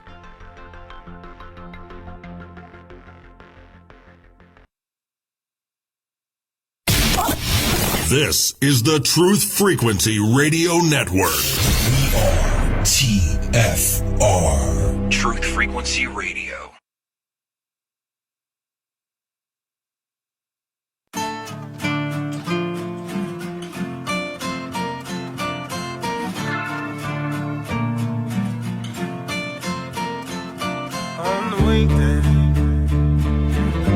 Don't be surprised, don't be surprised. Walk like us.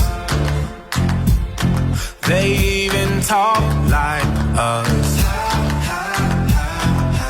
Walk like us. But they are not like us. On the weekday, you can see the signs, you can see the signs. They wear the disguise. Look into the mind's eye. There's nowhere to hide. Don't stick to the lies. Whispers from afar.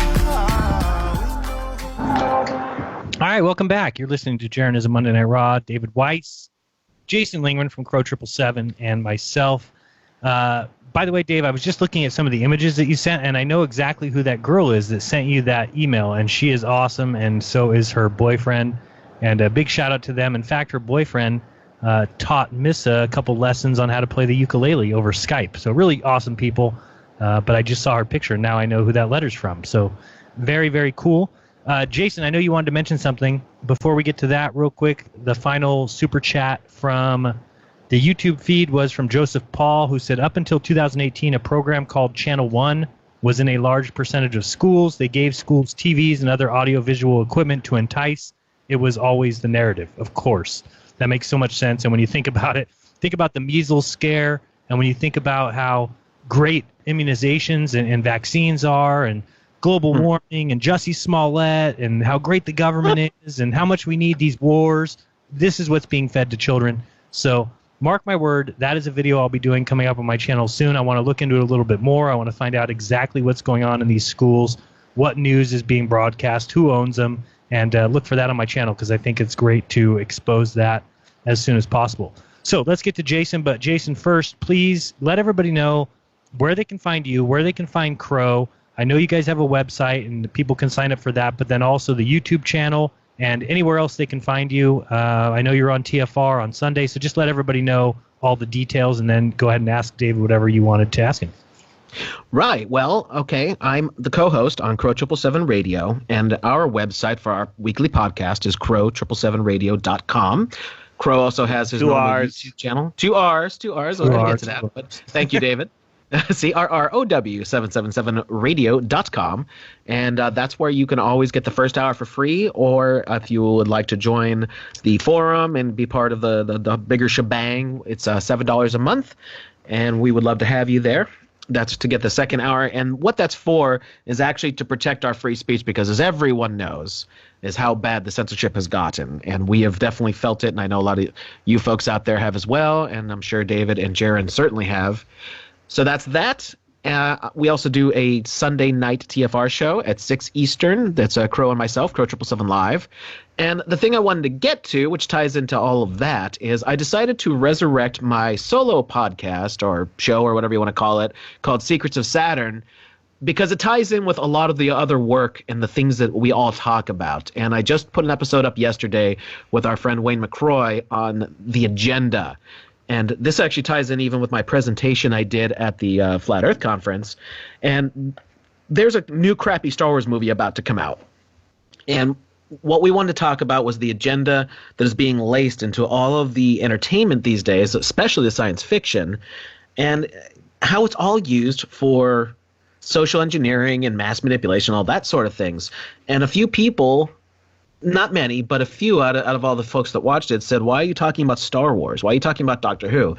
Well, you just don't understand. Like, these things, especially if you grew up with them, are very important, very sacred to a lot of people. Like, they strike in their heart. Even myself, I still have a little bit of trouble letting go, although Star Wars is completely dead to me. And I mean, it's just over. Disney is not.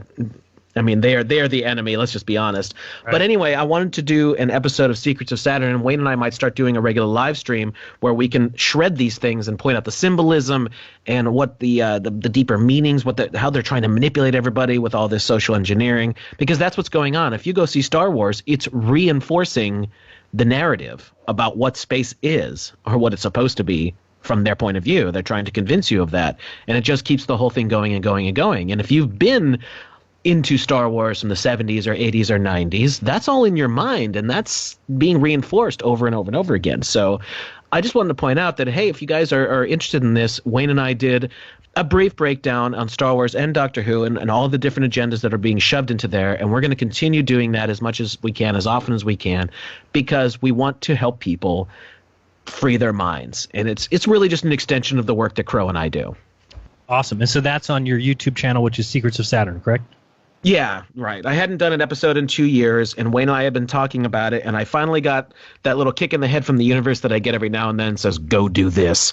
Right. And I texted Wayne, it's like, hey, free tonight? Let's freaking record this. That was 2 nights ago, which ironically was the 56th anniversary of Doctor Who. And it was a great night to record on. Yeah. And we went for an hour and a half like it was nothing, and that was easy. So we put that up, and it's got over 1,000 views already. Not bad for my little ding-dong channel. But I think just what we go through is really important on so many levels that people just need to understand. It's not about the stupid movies and the TV shows. It's about what they're trying to shove in your brain with these movies and TV shows and all that. So anyway, that's my little rant. And that's really what the topic of your conference presentation was anyway, right? Right. That's exactly it. That they've tried to program us from way back when. Jason, your presentation is the next on my list to listen to, so I'm looking forward to that. But the amount of propaganda from the youngest of age that they put out there is insane. I just put out a little video on my channel. Did you see it the other day about Apple TV? So I have Apple TV, so I can watch YouTube basically, and on streaming on TV, and occasionally I watch some other things. But the screensavers are all footage from the ISS. It's just nonsensical, ridiculous footage that everybody thinks is real. And then their shows. They have a new show called For All Mankind, and it's about the missions to the moon.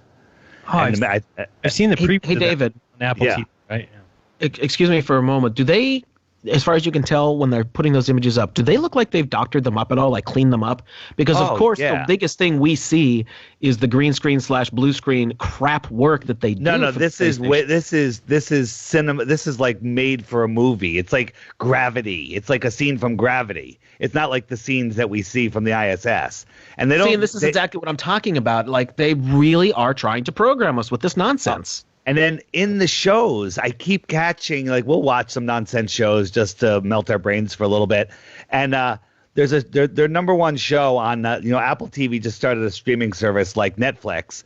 And they give you a year for free. So I took the year for free that auto renews, but I put a note on my calendar to pop up to cancel, a week before.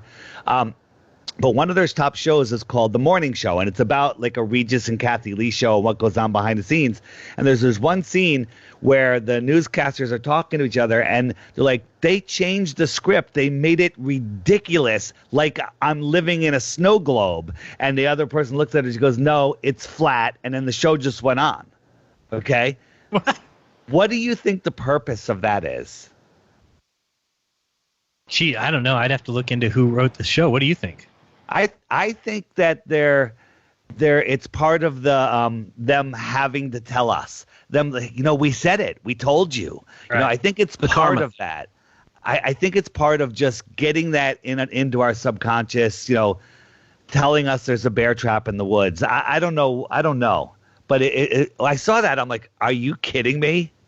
No, and then like what Owen Benjamin talks about with, if there was a little leprechaun that came out of the woods and said, here, I'll give you this box and it's worth $100,000, that whole line. I think it's kind of the same thing. Right. And then a little later in the show, they started talking about California fires. And they said, it's not like it's 9/11, and then 2 seconds later, they're like, it feels like these are done on purpose. And, I'm like, what? What? Because what's going on. It's called The Morning Show. Just go on my channel, DITRH. Check out the Apple TV. It's like 2 minutes, less than 2 minutes. Yeah, I want to see that one. That's very interesting. Well, yeah, that sounds more like they're shoving stuff in our face again, and their usual nonsense where they supposedly have to tell us by their karmic nature and all that hoopla they believe in with sympathetic magic and all that. But it's either that or they're taking the piss out of us, or both. Or both. Yeah, it sounds like both to me. So, so again, guys, if you want to call in, there's only a few calls on the board, 213-233-3998. We'll be getting to those very shortly. But I did want to mention that, Dave, that was awesome when we got to go out to dinner with Owen Benjamin. And one of the most incredible things, just so people know, is that he's the exact same guy in person and at dinner and in conversation that he is on his channel, which I think is amazing. Because sometimes I'm always afraid people are acting or that they are over the top sometimes, and when you get to meet him and you're like, oh no, this is him. It just makes it so much more. He's a little socially awkward. He's better by himself, I think. When he's when he's out with everybody, to me, he just seems like he's a little awkward, not in a bad way. Oh, I just think he has so much.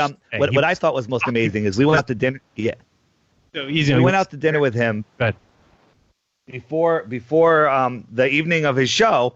And at dinner, we were just talking about different things, and we were coming up with funny stuff, and he was like saying funny things, and he wasn't preparing for the show. He wasn't like, I'm like, oh, that's something he could use. No, he didn't use any of it. He just walked out onto the stage, looked at the audience, and started talking. Right. I mean, I asked him, I said, do you have note cards or anything? He's like, no, not at all. And then he came out there, and then for those of you that weren't there that haven't seen it, we got him a piano, an electric piano, but it had some crazy sound effects on it and stuff. And he sat down, and it was a gift from God that piano was so screwed up, because that was the funniest part of his entire skit. I mean, the whole thing was funny. But by the way, for future reference, 99% of the time, in case you have Owen back and that happens again, the grand piano sound is almost always number one. Okay, but I'm glad he didn't figure it out, because it's funny. The comedy that he was producing from that piano I was belly laughing. I was almost dying. It was so funny. That was good. So people can check that out now that Robbie has uploaded that. You can probably find the really good version. Of course, I tried to record it live, and there was a hiss, and people were complaining. So if you're looking for a good quality feed of that, definitely check out the Flat Earth International Conference YouTube channel. Check that out. Yeah, I want to set one thing for the record, at least from my point of view. Owen doesn't hate any groups of people. He doesn't. He just hates bad people. Yeah. I mean, just say what you're actually meaning, because I know some people have a problem with it. Yeah, I mean, I'm Jewish, but that I barely even know it. I have no problem with the stuff he says about Jews. It's kind of funny. And the other thing. So yeah, I'm with you there. And the other thing is, he doesn't hate black people. He has that song about his bike, right? And he's not referring to black people. He's referring to people that steal bikes. Right. So yeah, just he's a comedian. It's funny, and he's probably the most loving person out there. He's just so inspiring. To so many people. So I've seen. I mean, do you see the couple, Victoria and her fiance now, who proposed to her on stage? That was so awesome. Yeah. It was amazing. A lot of people may not know about that. I don't think you guys mentioned it last week, but definitely check out the Owen Benjamin comedy special. And towards the beginning, I think it was, he had somebody come up and propose to his girlfriend right there, and had a chance to meet them and hang out with them. They're awesome. In fact, she might even call in tonight. That's the possible rumor. Should we? Who else killed it at the conference that people need to watch? Nathan Thompson absolutely killed it. That was the first thing I saw. He killed it. Yeah, I thought Bob's presentation was great. Of course, Taboo Conspiracy, Ben was amazing. Dave was all right. But no, Dave was great. I couldn't talk at all, but I made it through it. My voice was horrible, but I made it through. Your voice was gone 14 minutes into the whole event. 14 minutes into Wednesday, for some reason, it was just gone. Yeah. So, yeah, there was a pilot on my flight back that I peeked into the cabin, walking out the plane, and I said, "Are you guys taught that we fly over a flat Earth?" And he says, "Well, that's how we're trained." And I said, "Flat, non-rotating?" He's like, "Yep." I said, "Okay, that's what I thought," and just left. So just let everybody know about that. Wait, that was standard airline pilots you're talking about? Yeah, just an airline pilot. And he said, "That's how we're taught." And I said, "Okay, just making sure, flat and non-rotating, thanks." And then Randy from Houston told me the same thing, and he's been learning to be a pilot, and he has a lot of friends that are like really good pilots, heavily experienced. And he explained that whole thing to me with the gyroscope. Like he and I had one. I go visit him every now and then because he's not that far from me. And there was one night we were chilling together, just talking about a whole bunch of stuff, and he got into that. And yeah, I'm just here to tell you that is the way it is approached from professional pilots. So there you go. So a lot of people might have a hard time actually talking to a pilot, or they don't know how to talk to a pilot, but I think that method is great. Peek in and just say, "Are you guys taught that you fly over a flat, non-rotating Earth?" And their answer is, of course, going to be yes, and then just say, "Okay, just making sure, flat and non-rotating, thank you." And it's going to make those pilots think, because there's no way I just left and he didn't think about, wait, why did that guy just ask me that? What does that have to do with anything? So just an idea, or if you're more brave, you can go further with that conversation if you want. But I think that's all that I had on my list, other than I thought that the local CBS 10 news piece on the Globebusters was pretty good. Dave, did you enjoy that? It was all right, huh? Yeah. Yeah. The media wasn't so bad this year. The only thing was I thought, I was interviewed by a guy, I thought he had Dave Rubini's name on his name tag. Yeah. But No, Dave Rubini had a crew there that was filming. The guy that had that whole apparatus where he hung the camera over his head. Yeah, so that wasn't the Coast to Coast news piece that I saw that came out? No, that was not. That was a crew from Dave Rubini who's putting together some sort of documentary piece. I'm not even sure they have a full plan. They just wanted to talk to some people. They're pro Flat Earth, and they're trying to get some good footage. Okay, I read the Coast to Coast news piece today. I didn't think it was that bad. Not bad. The CNN article that I interviewed literally just when I landed, I was doing it in the car on the way down. They misquoted me pretty severely, but it wasn't a bad article. It's still the #1 hit when you Google Flat Earth. Right. Yeah, it was pretty good. They actually updated it. Did you see they updated it with some information about the Flat Earth Society, who responded to say... oh, boy. But they responded and said they had nothing against the conference, and they have nothing against the Flat Earthers who badmouthed them, that they were all Flat Earthers together, I guess, or something. I don't know, said something like that. But it wasn't in the initial article, and then I saw it again the other day, and that, there was a little note at the bottom that said it was updated to include a comment from the Flat Earth Society. But they certainly didn't say anything bad. They just said, no, shout out to the people who went to the conference and who are Flat Earthers.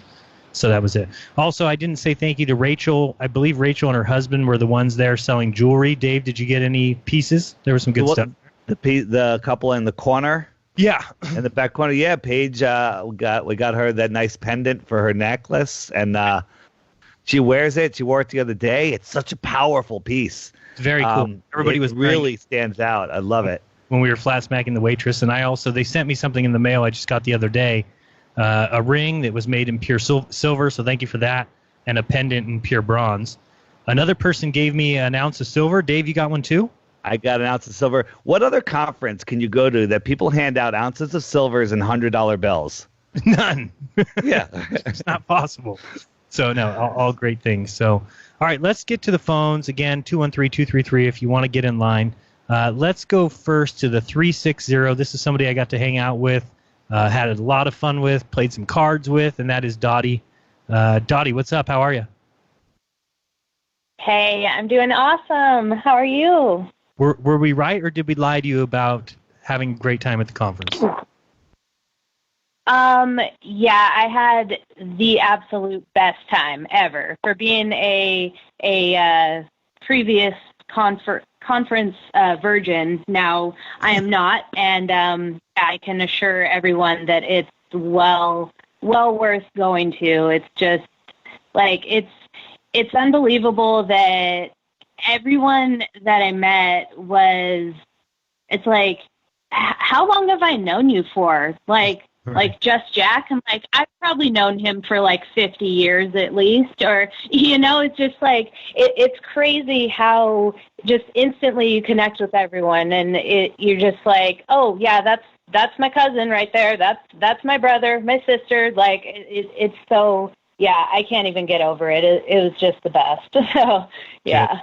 I'm glad you had a great time, and we had a great time meeting you, but I totally agree with that it's just anybody you come in contact with, you're able to bring up any topic, you're able to talk about anything, and it's something that, honestly, it's a hard thing to do in our regular lives, and so the conference is just and we've told people that from day one, that the best part about the conference is just being able to turn in any direction, and there's a flat earther, and you're able to talk about any subject you want. Nobody's judging you. It's all friends. It's all family. It's just a great time. So I was happy that you decided to come alone and that you made some great friends there. Yeah, I am super glad that I made the trip. Yeah, it was just, it's like I literally feel like I've up leveled in my soul, and I'm just not the same after coming home. I just want to be back there with everyone so bad. Right. Yeah. So yeah. Any topics you wanted to talk about besides Dave Weiss's card tricks that left us all dumbfounded? I know, right? I still need to work on learning that. Like, I was practicing card tricks this summer, and I learned a couple, but yeah, nothing impressive at all. But yeah, that one is still stumping me because, like, I don't even remember how many times I saw him do it, and I kept, every time I'm looking for the misdirection. I'm like, okay, where's the carrot on the stick? Where is it? And like, dang it, it was so good. It was so good. But like, the best part was I got to watch adorable, the nicest person ever in Flat Earth, Iru Landucci, yell at David Weiss. And so that was F you. Yeah, that was F you. I did it to him. He got so fast. He's like, F you. And he's like, ah. Yeah, it's so good. So good. It was the best thing ever. Best after party ever. So yeah, I can't even get over how fun it was. Great. So any comment or question tonight, or? No, nothing at all. Oh, I've been watching Owen since before he took down the moon landing, and so it's been really, really fun watching him grow, and then watching the Bears absorb a bunch of flat earthers, and then I got to meet him and all that, and I almost lost my voice because I was screaming so loud at his comedy. Like, no one had more fun than me at his comedy show, just in a say. And yeah. Absolutely. But right. yeah, it's just, yeah, I can't even get over how fun it was. Like, I keep thinking things that, like, Did you see Owen? Owen went through Ben Taboo Conspiracy's presentation on his stream yesterday, I think it was, or maybe Sunday. Yesterday was Sunday. Oh, yes. Yeah, so that's amazing to watch. Yeah, I just watched that or listened to it while I was working today, and that was ridiculous. It was so good. Like, I can't handle all the gravy lately. Like, it's been so ridiculously good how much he's been crushing. Like, I just can't get over it. And yeah, I've been dedicated watching him for, I think almost 2 years now, and it keeps getting better. And the guy is always right. Like, his hunches it's insane. And I can't get enough. So it's awesome. I've been verified as Baronism Bear, but I think that you should tell everybody the story of what your name is, because it's quite funny. Yeah, he mentioned it on his stream after he came back, and yeah, it's it's so funny to me that I've been listening to him for so long, and I'm like, oh, what's my name going to be like? Ooh, it's going to be fun and catchy, or like, this is what it's going to be. No, I can never think of a name. And so then I meet him, and and I'm like, hey, I'm Dottie. I said I'm an unverified bear just because I'm kind of retarded and I never think of a name. And he started laughing, and he's like, well, come up with a name. He's like, why don't you just be retarded bear? And so here I am. And it makes me laugh so hard. And so I feel like it was meant to be. Like things really, they really happen how they're supposed to. And like, it doesn't offend me at all. And like, it's really perfect. Yeah, I am kind of retarded sometimes. So. Is this the Dottie that came up to me after my presentation? This is, yeah. There's only one Dottie, Jason. Yeah. There's only one Dottie. Well, I just wanted to make sure because she was really cool. So hello. Awesome. Thank you. Yeah, it was really awesome to meet you. Yeah, I was super excited for that.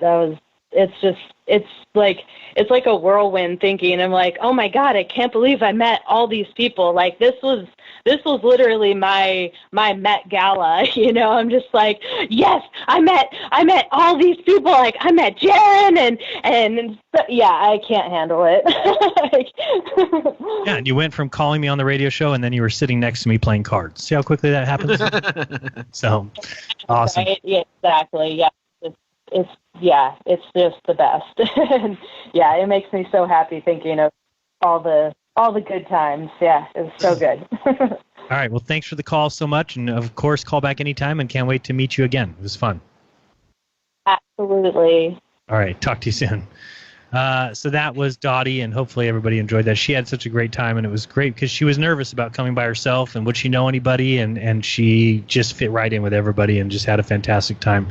So we've got a break coming up, and then when we get back, we'll mow through some of these other calls. We've got, about 6 calls on the line. So 213-233-3998 again if you want to get in line.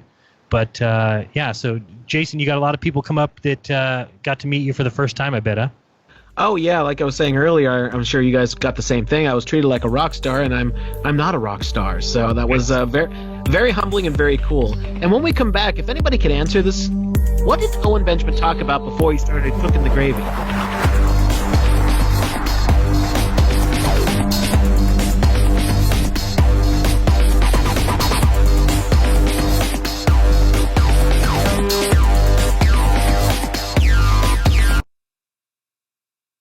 Extendivite is more than just a heart tonic. Do you have any of these symptoms? Night cramps in the hands and feet. Your arms and legs often go to sleep. On short walks, do your legs get aches and pains? Is your memory worse than it used to be? Ankles that swell late in the day?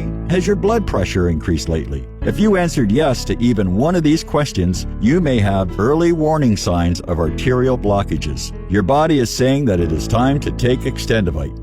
These are not the normal signs of aging. They are the warning signs that accompany blocked arteries. Get your Extendivite today. Extendivite is available in capsule or liquid form for just $69.95 for a 2-month supply. To get started, call 1-877-928-8822. That's 1-877-928-8822. Or visit heartdrop.com. Extend your life with Extendivite. Balance of Nature's fruits and veggies in a capsule. It's a great product. And the one thing I like about it the most is that when you open the bottles, you can smell like the scent of the fruits and veggies. It's no genius thing to it. It's really just fruits and veggies, which everyone needs. And you guys kind of put it in a way where you can take it easy and you can get it, and it's natural, and that's what I like about it. I like the product, and I've taken it, and it's definitely made me feel a lot better. I'm a healthy person to begin with, but it's definitely good prevention, and it's definitely gives me energy, and I feel like it's a natural thing. I like it. I really do. For a limited time, use discount code TALK to receive a 50% discount on your first preferred whole health system and have it shipped to you free. Call 1-800-246-8751 or go online to balanceofnature.com. Again, use discount code TALK. Travis Cook, America's Evil Genius, here to invite you to join us every Tuesday afternoon here on Truth Frequency Radio. No, on our show you will not see a bunch of three-piece suits or a cocktail party, and you certainly won't see a bunch of inside the Beltway banter. But you will see eye-gouging, crotch-kicking, no-holds-barred political discussion, the likes of which you won't see anywhere else in media. America's Evil Genius. We come to you every Tuesday from the outskirts of war-torn St. Louis, Missouri, where there's always a good race riot or sex scandal just around the corner. Join us every Tuesday, 3 p.m. Eastern, 2 p.m. Central, and noon on the left coast right here on TFRLive.com. America's Evil Genius, Travis Cook, on TruthFrequencyRadio.com. You're listening to the Truth Frequency Radio Network. No hate, no hype, no fear.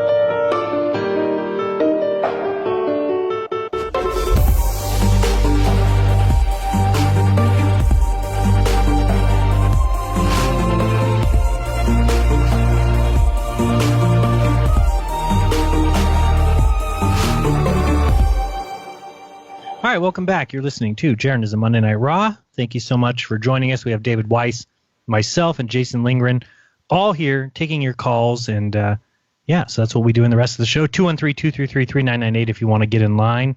And if you want to support this channel or my show or myself, that'd be awesome. You can do so at patreon.com/Jeranism. If you want to send a little tip, use Venmo at Jeranism. That would be awesome. Or if you want to send something via the Pony Express, you can do so at P.O. Box 3044, Merced, California 95344. But yeah, it'd be awesome. I always load videos and I'm always like, is this one going to be advertiser friendly? And none of my videos ever come up advertiser friendly. So I don't make much money on YouTube. Even my presentation, Dave, which I uploaded, came back not advertiser friendly. Of course, you can always contest that. I did, and it came back, nope. Upon manual review, your content is not advertiser friendly. So I'm sure this is something that Jason and Crow know all too well. that is their new way to make sure that you don't make money doing what we do. Even though we get tons of listeners, even though we get quite a few views on our YouTube channel, the one thing they're not going to allow you to do is to make money via YouTube in that direction. So yeah, something we have to deal with. But if you want to support the channel, I would greatly appreciate that. Dave, so I thought that was a good question by Jason before we went to break about Owen Benjamin. He definitely was introduced to me by you but do you remember when you first started hearing about him or how you did or what he was talking about before? Yes, so I knew Owen Benjamin as a comedian. I never really followed him, though. I saw him on whatever sitcom he was on. I might have even seen him at Stand Up New York Labs, where I did my Deep Inside the Rabbit Hole podcast. But I didn't see him until Mark Sargent said, check out Owen Benjamin. He's talking about the moon landing. And that's when I dove in. That's when you dove in. Right. And now he's here. So what did he talk about before the flat Earth and the moon landing stuff? Is he talked about all the stuff he's talking about now, about just being a good person. I mean, over the last couple years, he's really gotten away from the way that people think they should live and really become, I don't know, an idol for being a family man. He is the ultimate family man. I don't know how else to put it. No, it's something you can look up to and something you can try to be like. And yeah, that's what I think. Even when I first started listening to him, I was like, this guy's a little all over the place. He's hard to listen to. And it took no time. And I mean, a week. until you were kind of like, oh, when's his next stream going to be? Oh, good, he's on tomorrow. He's going to be on every day. And it's just real easy to pick says the things. Yeah, he says the things that we think. Sorry to interrupt. He says the things that we think. He's just better of putting them in words, and he's very well spoken. Yeah, no, I think it's great. And so and there's so many people that have come to the truth because of him and have changed their lives because of him. Of course, if you haven't heard that conversation, listen to his comedy special that he did at the conference, because he talks a lot about a lot of the people that came up to him and told him they no longer masturbate because of him. And they went too far into detail on that, I think more than he wanted to hear. A little uncomfortable, folks. A little uncomfortable. A little bit. Yeah, you can keep that tone down a little bit. You don't need to go into such detail. But it's good to hear, because a lot of those things are just changing the world. And he's really realized about the social conditioning and what they're trying to do. And he's going to break that spell. And I think he's done a good job of doing so. So let's go back to the phones. We've got somebody from the 405. You're on with Jeranism RAW. Who's this? Where are you from? Hi, my name's James. Hey, James. I'm calling from North Carolina. What's up? How are you? Hey, I used to listen to Owen Benjamin in 2016, and he had a podcast called Why Didn't They Laugh? Right. And it was all about him, because he'd play like his set or parts of his snippets of his set, and he just analyzed why this joke failed and how he could improve it. And so that was kind of the basis of his show. Okay, I never understood why the name of it was Why Didn't They Laugh, but you just explained it well, so thank you for that. Yeah. So, but I stopped listening to him, and then I guess now recently I've kind of gotten back into him. I emailed David last Monday, and he told me to call in to the show. So here I am. All right, what was the email about? Tell us. What was the email about? Sorry, the email. I just kind of wanted to thank you for turning me on to your app and help me realize that the Earth isn't round and all that kind of stuff. So nice. And I think you guys read my email on the air, which is pretty awesome. So. Oh, cool. Glad we read it.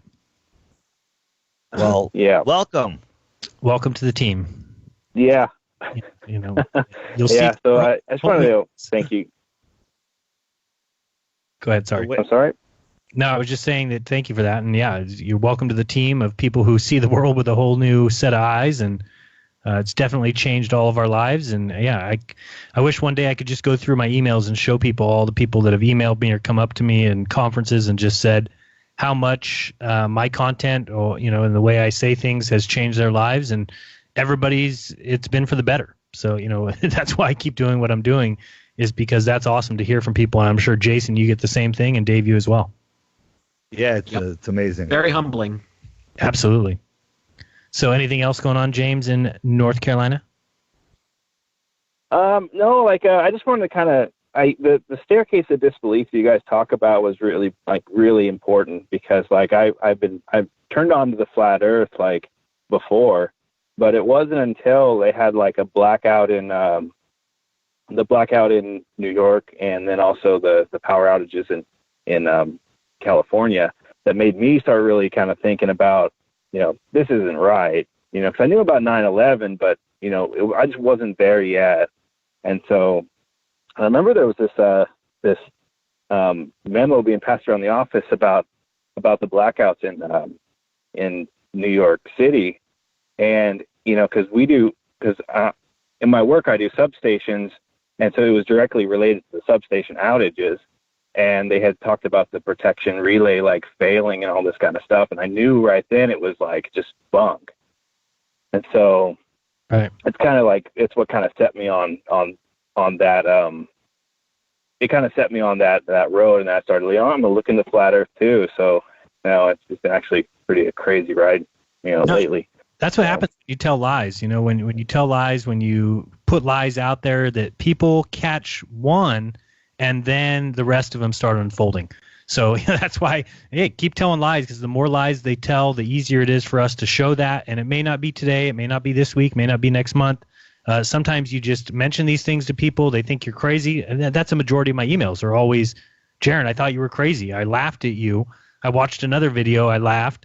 after that, I started thinking the next day at work, like I want to watch something else he did. And then before you know it, they're, binge watching for 2 or 3 weeks. And then they're sending me an email saying how much they've changed their life. So I think it happens to a lot of people where they're just not all the way there. And it takes just a little something until they realize, as Crow would say, that there is a there.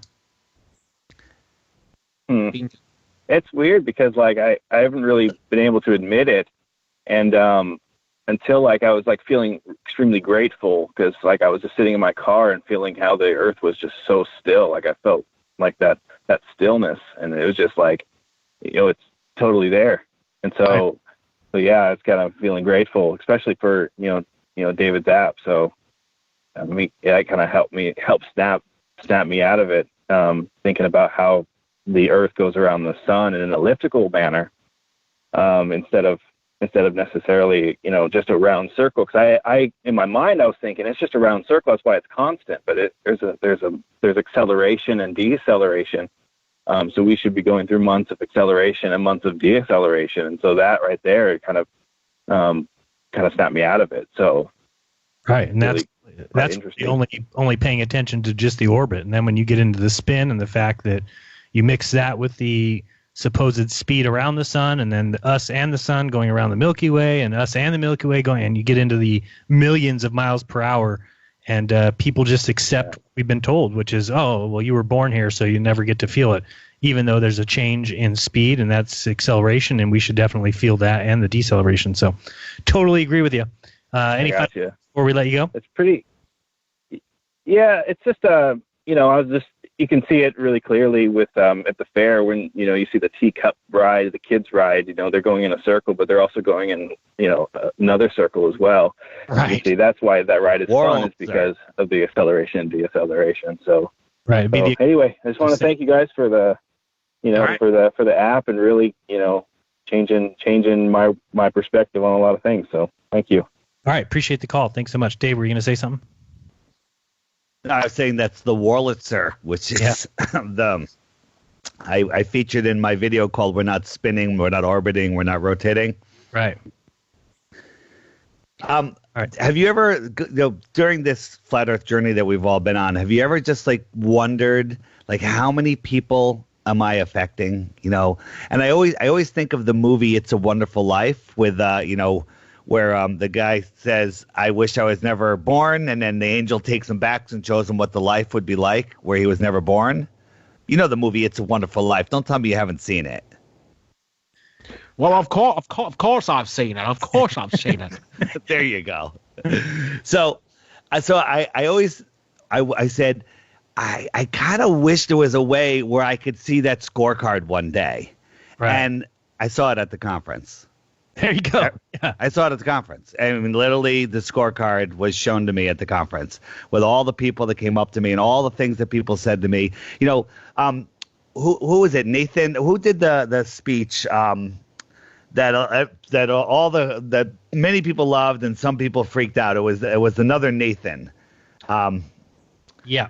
Can't remember his name off the top of my head, but yeah, Nathan. He kind of did the last presentation, I think. Yeah. Yeah. So I'm spacing on his name, but I walked in when he was done. I walked up front, and he comes and he grabs me, and he says, "You're the reason I'm a flat earther." I'm like, really? I mean, I didn't know who the guy was until his speech, and it was so humbling to see all of the people that are affected by what we do. So Nathan Reynolds. Sorry, Nathan. Yes. And he's probably not listening anyway. You can find that presentation on Celebrate Truth's channel. I just pulled it up. It's called Standing for the Truth by Nathan Reynolds. And yeah, a lot of people were taken aback by the presentation. And all I can say is for people to watch it. And I'd be interested in having an interview with Nathan Reynolds because a lot of the stuff he said really shows me more of the stuff that I researched a lot when I was doing research on the Hampstead sexual abuse thing. I mean, there's some stuff that he talks about that he was involved with that I think more information needs to come out about. But yeah, he was telling the truth supposedly. And if that's the case, then I really think a lot more people need to listen to what he's got to say. So check that out again. That's Nathan Reynolds at FEIC 2019. So check out that.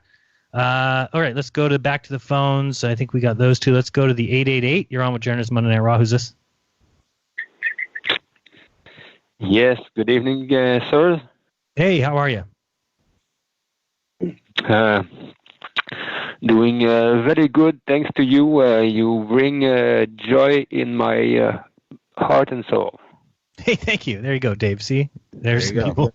Can't ask for anything more than that, can you?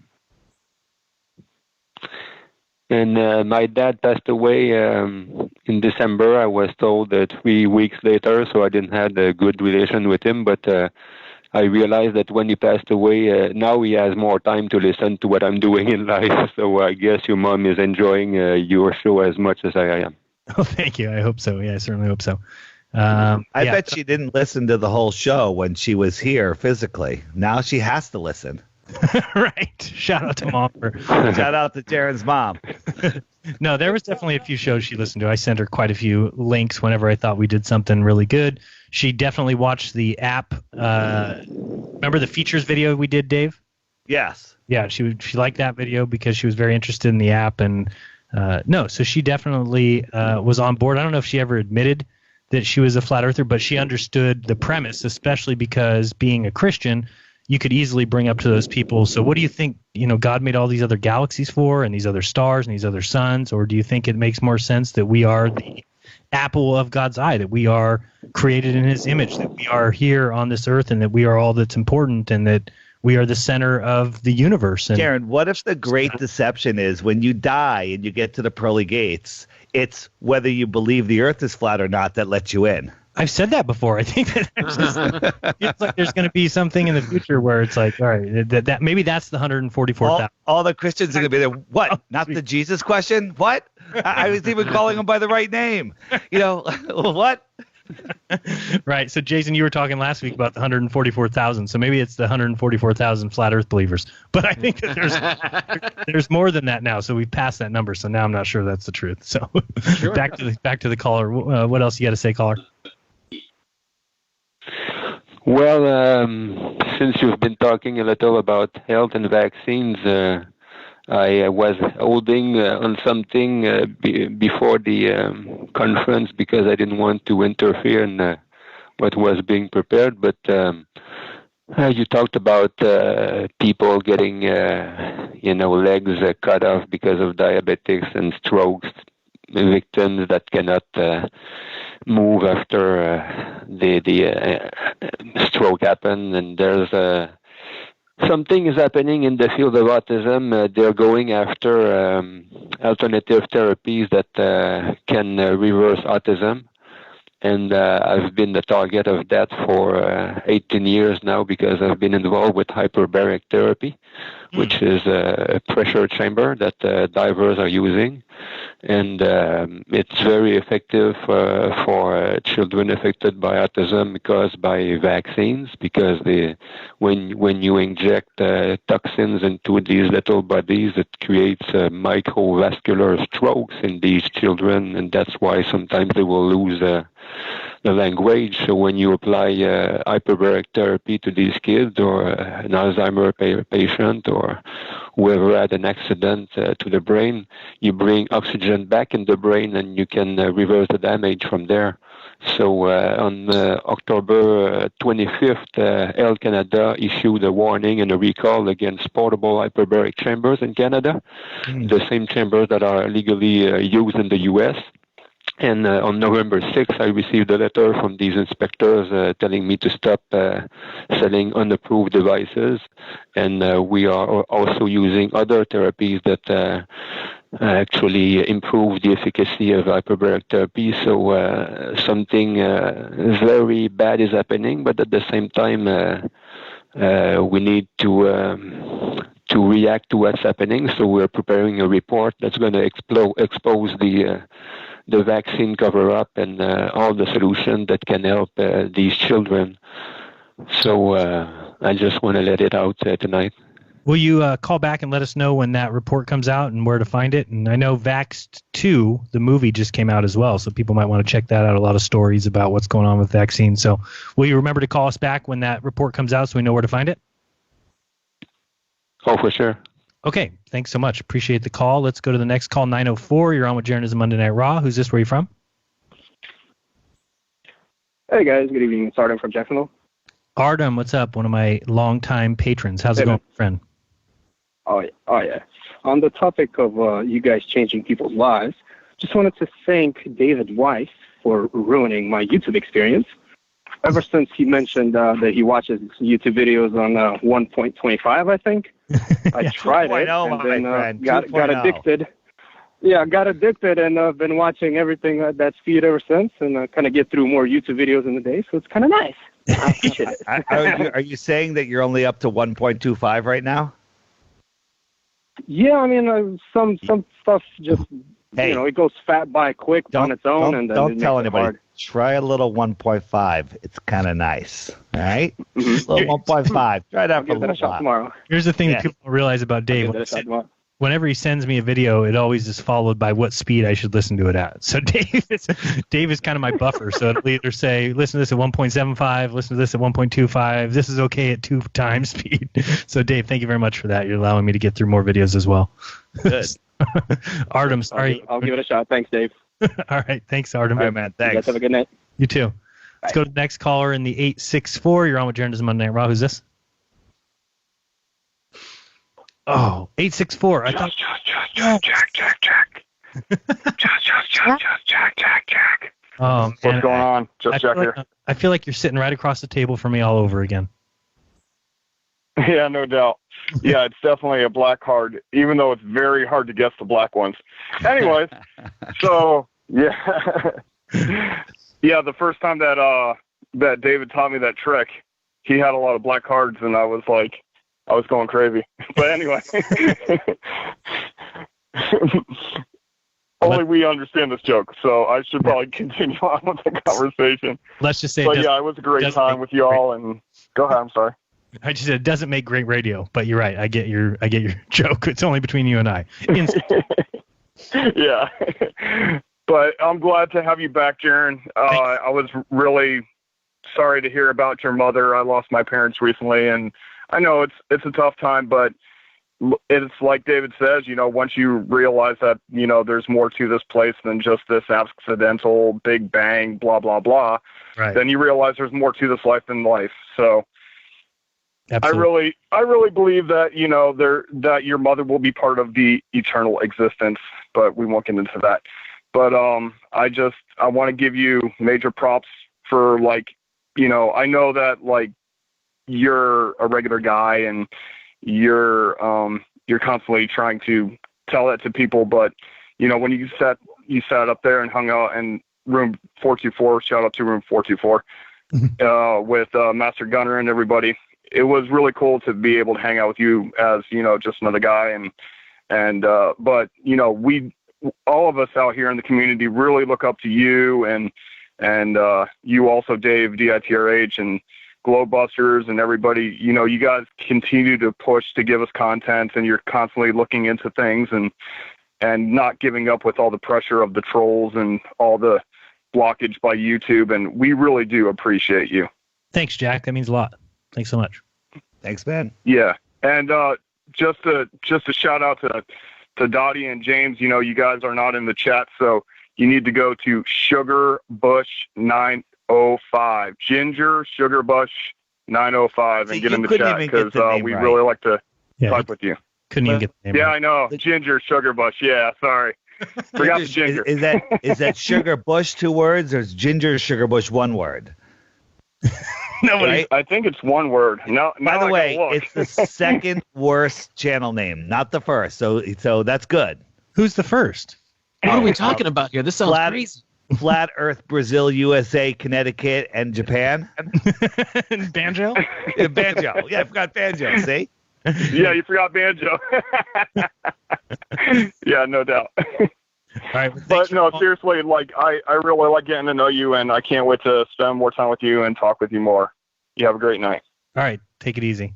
See you, Ben. All right, should we try one more caller? We got 1 minute to get this call in. 310, you're on with Jeranism Monday Night Raw. Who's this? Is this? Can you hear me? We can hear you great. By the way, Jason, I don't know if you've ever had this happen. This is the first show ever that every single call I picked up was there. Last week you did not have the same luck. I listened to the show and there was about a 50% call pickup. Oh, no, it was pretty like, what's going on, man? Right. So I'm not going to take another call just because I like this so much that we've had every single call pickup. It feels like a real radio show. We did a good job tonight, guys. Go ahead, 310. You got 1 minute. Get your call in quick. What's up? Okay, I kind of froze for a second. So you know how like on Maury Povich or whatever, they'll have like who is the daddy or whatever, and then you don't watch TV for 5 years, and then you turn it on again, and that crap is still on, Right. So you're like, so with the flat Earth, I was worried because I had no cognitive dissonance in 2015 when I first started looking at it. I was like, of course, and so I wasn't one of these people and I thought everybody else would be the same, and so I thought, well, this is awesome what Jeranism and everybody's doing, but I thought it was going to be a short-lived thing. So now, every time I look and you're still doing it, I can't believe that it's still.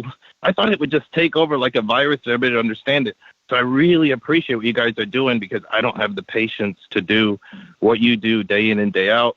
And in addition, I don't know, Jared, how to find the phone number of somebody because I have another brand new conspiracy, I think, that I want to tell somebody. I don't want to really say it on air. So if you guys could please let me talk to David or somebody so that I can give this thing. And I don't want to take it. I don't know if I've spoken for a minute. Email it to info. Email it to me, info@theflatearthpodcast.com. Hey, can I throw something out just before we get to the end here? Sure. It's that time of the month again where you know what happens, Jeran, where I get hundreds of emails, comments, 1-star ratings. I'll give you one comment. 2 days in a row, the flat Earth, sun, moon, and zodiac on my phone and my iPad does not show the moon. I want my money back. Seriously, Dave. Check yours if you don't believe me. You're right. It's not there for me either. Yeah, the moon's not in the sky for me either. It's really crazy. I showed that to Rose earlier and she rolled her eyes. Yeah, I said you could have your money back if you go outside and show me the moon. Right, go take a picture of it and you can have your $2.99 back. All right, well, it was a fun show, guys. Thank you so much for helping me get my mind off things, and so it was awesome to have Jason join us. Jason, you're welcome anytime, man, and can't wait till I see you next time we get to hang out a little bit more. But final words, Jason, before we go? Hey, I forgot to mention earlier, I wanted to big shout out to Owen. Thank you so much for all of the super plugging you've been doing for us. We've been seeing such a positive uptick. Thank you for that. And guys, I'm always here if you need me or if you just want me around. I'm always happy to come and talk. It's been an absolute pleasure, and it was great meeting y'all at the conference. All right, Dave, final words? That's it. Thanks, everybody. All right, till next week, guys. This has been Jeranism. Till then, peace.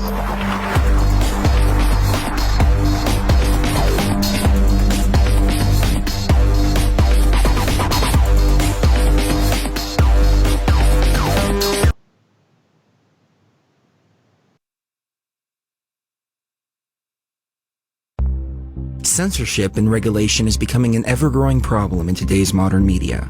From the mainstream to YouTube and Google, the information you're looking for is buried by official narratives and propaganda. This is why TFR is 100% uncensored, unregulated, and listener-supported. The shows on TFR are not micromanaged by the station, and our hosts are free to speak their minds however they please.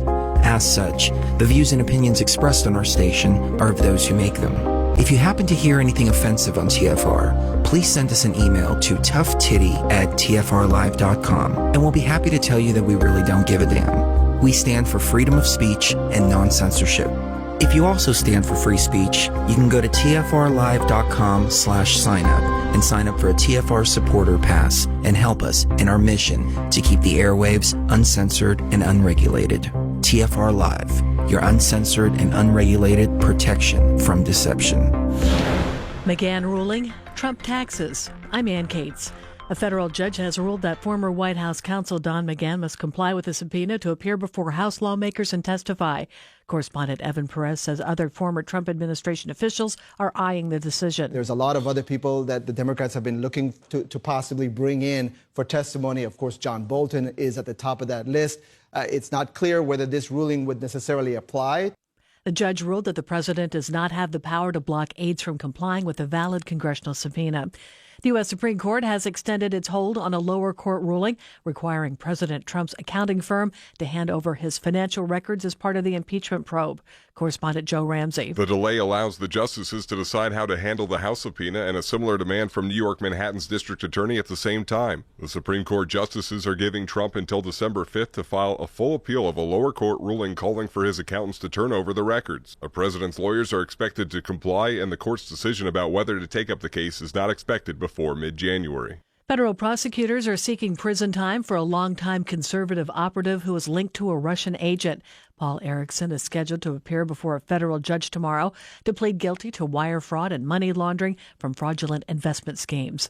A Chinese businesswoman has been sentenced to 8 months in prison for trespassing at the president's Mar-a-Lago resort and lying to the Secret Service. Correspondent Brian Todd. She wasn't charged with espionage, but a person familiar with the situation told CNN her case has been connected to a larger federal probe of potential Chinese spying efforts. Former FBI counterintelligence agent Eric O'Neill says it's possible she wasn't a spy, or that she could have been an informal operative, someone not highly trained who Chinese officials loosely sent in to test security. On Wall Street, the Dow Jones Industrial Average rose 191 points. I'm Ann Cates.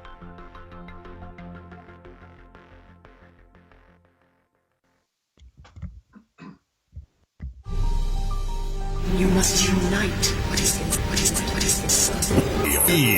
TFR Truth Frequency Radio. Wow, what the hell was that? I don't know. That's what I was just wondering. Uh-oh. Where's my music? Oh, no. Did you know this happened to Jeran last night, right? Yeah, I know, right? All right. Well, you know what? Until the music goes, we're just going to pretend like it's just starting. Okay, you ready? Okay. Okay, you're going to have to do a recording of that and send it to me privately. I didn't mean actually imitate the music. I'm sorry. I've actually been dying to do that. Oh, my God. Wow, I did not see that coming. Okay, we're going to pretend the music's been playing for the last 60 seconds. Here we go. That was Karen's version of the music. I'm sure some of our male listeners just fainted. Yeah. Including me. Hot and bothered. All right, here we go. Broadcasting straight to you from a large spaceship currently at war with mainstream science. Meanwhile, the peanut gallery is standing guard in his rural area, peering at the sky in case another Samsung satellite is planning to land. Hello, everyone, and welcome to Strange World, where the truth is often stranger than fiction. I'm your host, Mark Sargent, the creator of Flat Earth Clues, which propose that all of us are living inside a Truman Show enclosed structure thousands of miles wide. Check it out at enclosedworld.com or just Google Flat Earth Clues. If you can't find it, well, you're just not very good at the internet. For those of you listening to this on YouTube and you want to hear the show live, as it happens, please go to Truth Frequency Radio for the latest schedule. Currently, this show is on Tuesday nights, which is right now, at 7 Pacific, 10 Eastern. And yes, Caroline, if it is not October 29th, 2019, just a few days before Seattle gets destroyed, then it is a rerun. Quote of the day goes exactly like this: until they became conscious, they will never rebel. And until after they have rebelled, they cannot become conscious. That's from George Orwell, 1984. Mark Sargent 2019 Challenge is in effect. This is my personal declaration of war against mainstream science. I, Mark Sargent, hereby put forth a challenge to any university, foreign or domestic, to loan me a self-contained spacesuit, put me in a vacuum chamber, and pull the switch. Find out what happens. For more information, please check out Flat Earth Clues Part 13, The Lost Nail. Announcements, I've got them, and you want them. If you haven't already done it, please pick up the Flat Earth Sun and Moon Clock app from YouTube channel DITBH, otherwise known as Deep Inside the Rabbit Hole, otherwise known as David Weiss. Also, please donate to the Globe Lie UK tour, which is continuing for at least another 3 weeks, I think. At least another 3 weeks. Over in Europe, they've got the van, and they are spreading the word, doing good things in all sorts of countries. And if you want all the details on that, please go to the Globe Live Tour YouTube channel, or Roxanne Glenn, or Jason of the Disbury Family, or Robin's channel, or anyway. Also, before you move on, the Globe Light Tour also has their own Discord server where you can get updates and talk to people involved with the tour. Groovy. Yeah. I love it even more. For people that are going to, I'm in a weird mood. For people going to the Dallas conference, or if you're thinking about going to the big Dallas conference, the big event before the end of the year, the last Flat Earth event, as far as I know, go to fe2019.com. Everybody that goes and we're going to bring on Robbie Davidson in the second segment to talk about it. Everybody that goes gets a free copy of my new book, Flat Earth Clues, End of the World. Not to be confused with End of Seattle, which I'm writing furiously right now. And I think Dottie, we don't need to do Dottie's email address. Oh, yeah. If anyone, I think Dottie's still looking for a hotel room. Seems kind of random now to bring up, but if you want to get a hold of her,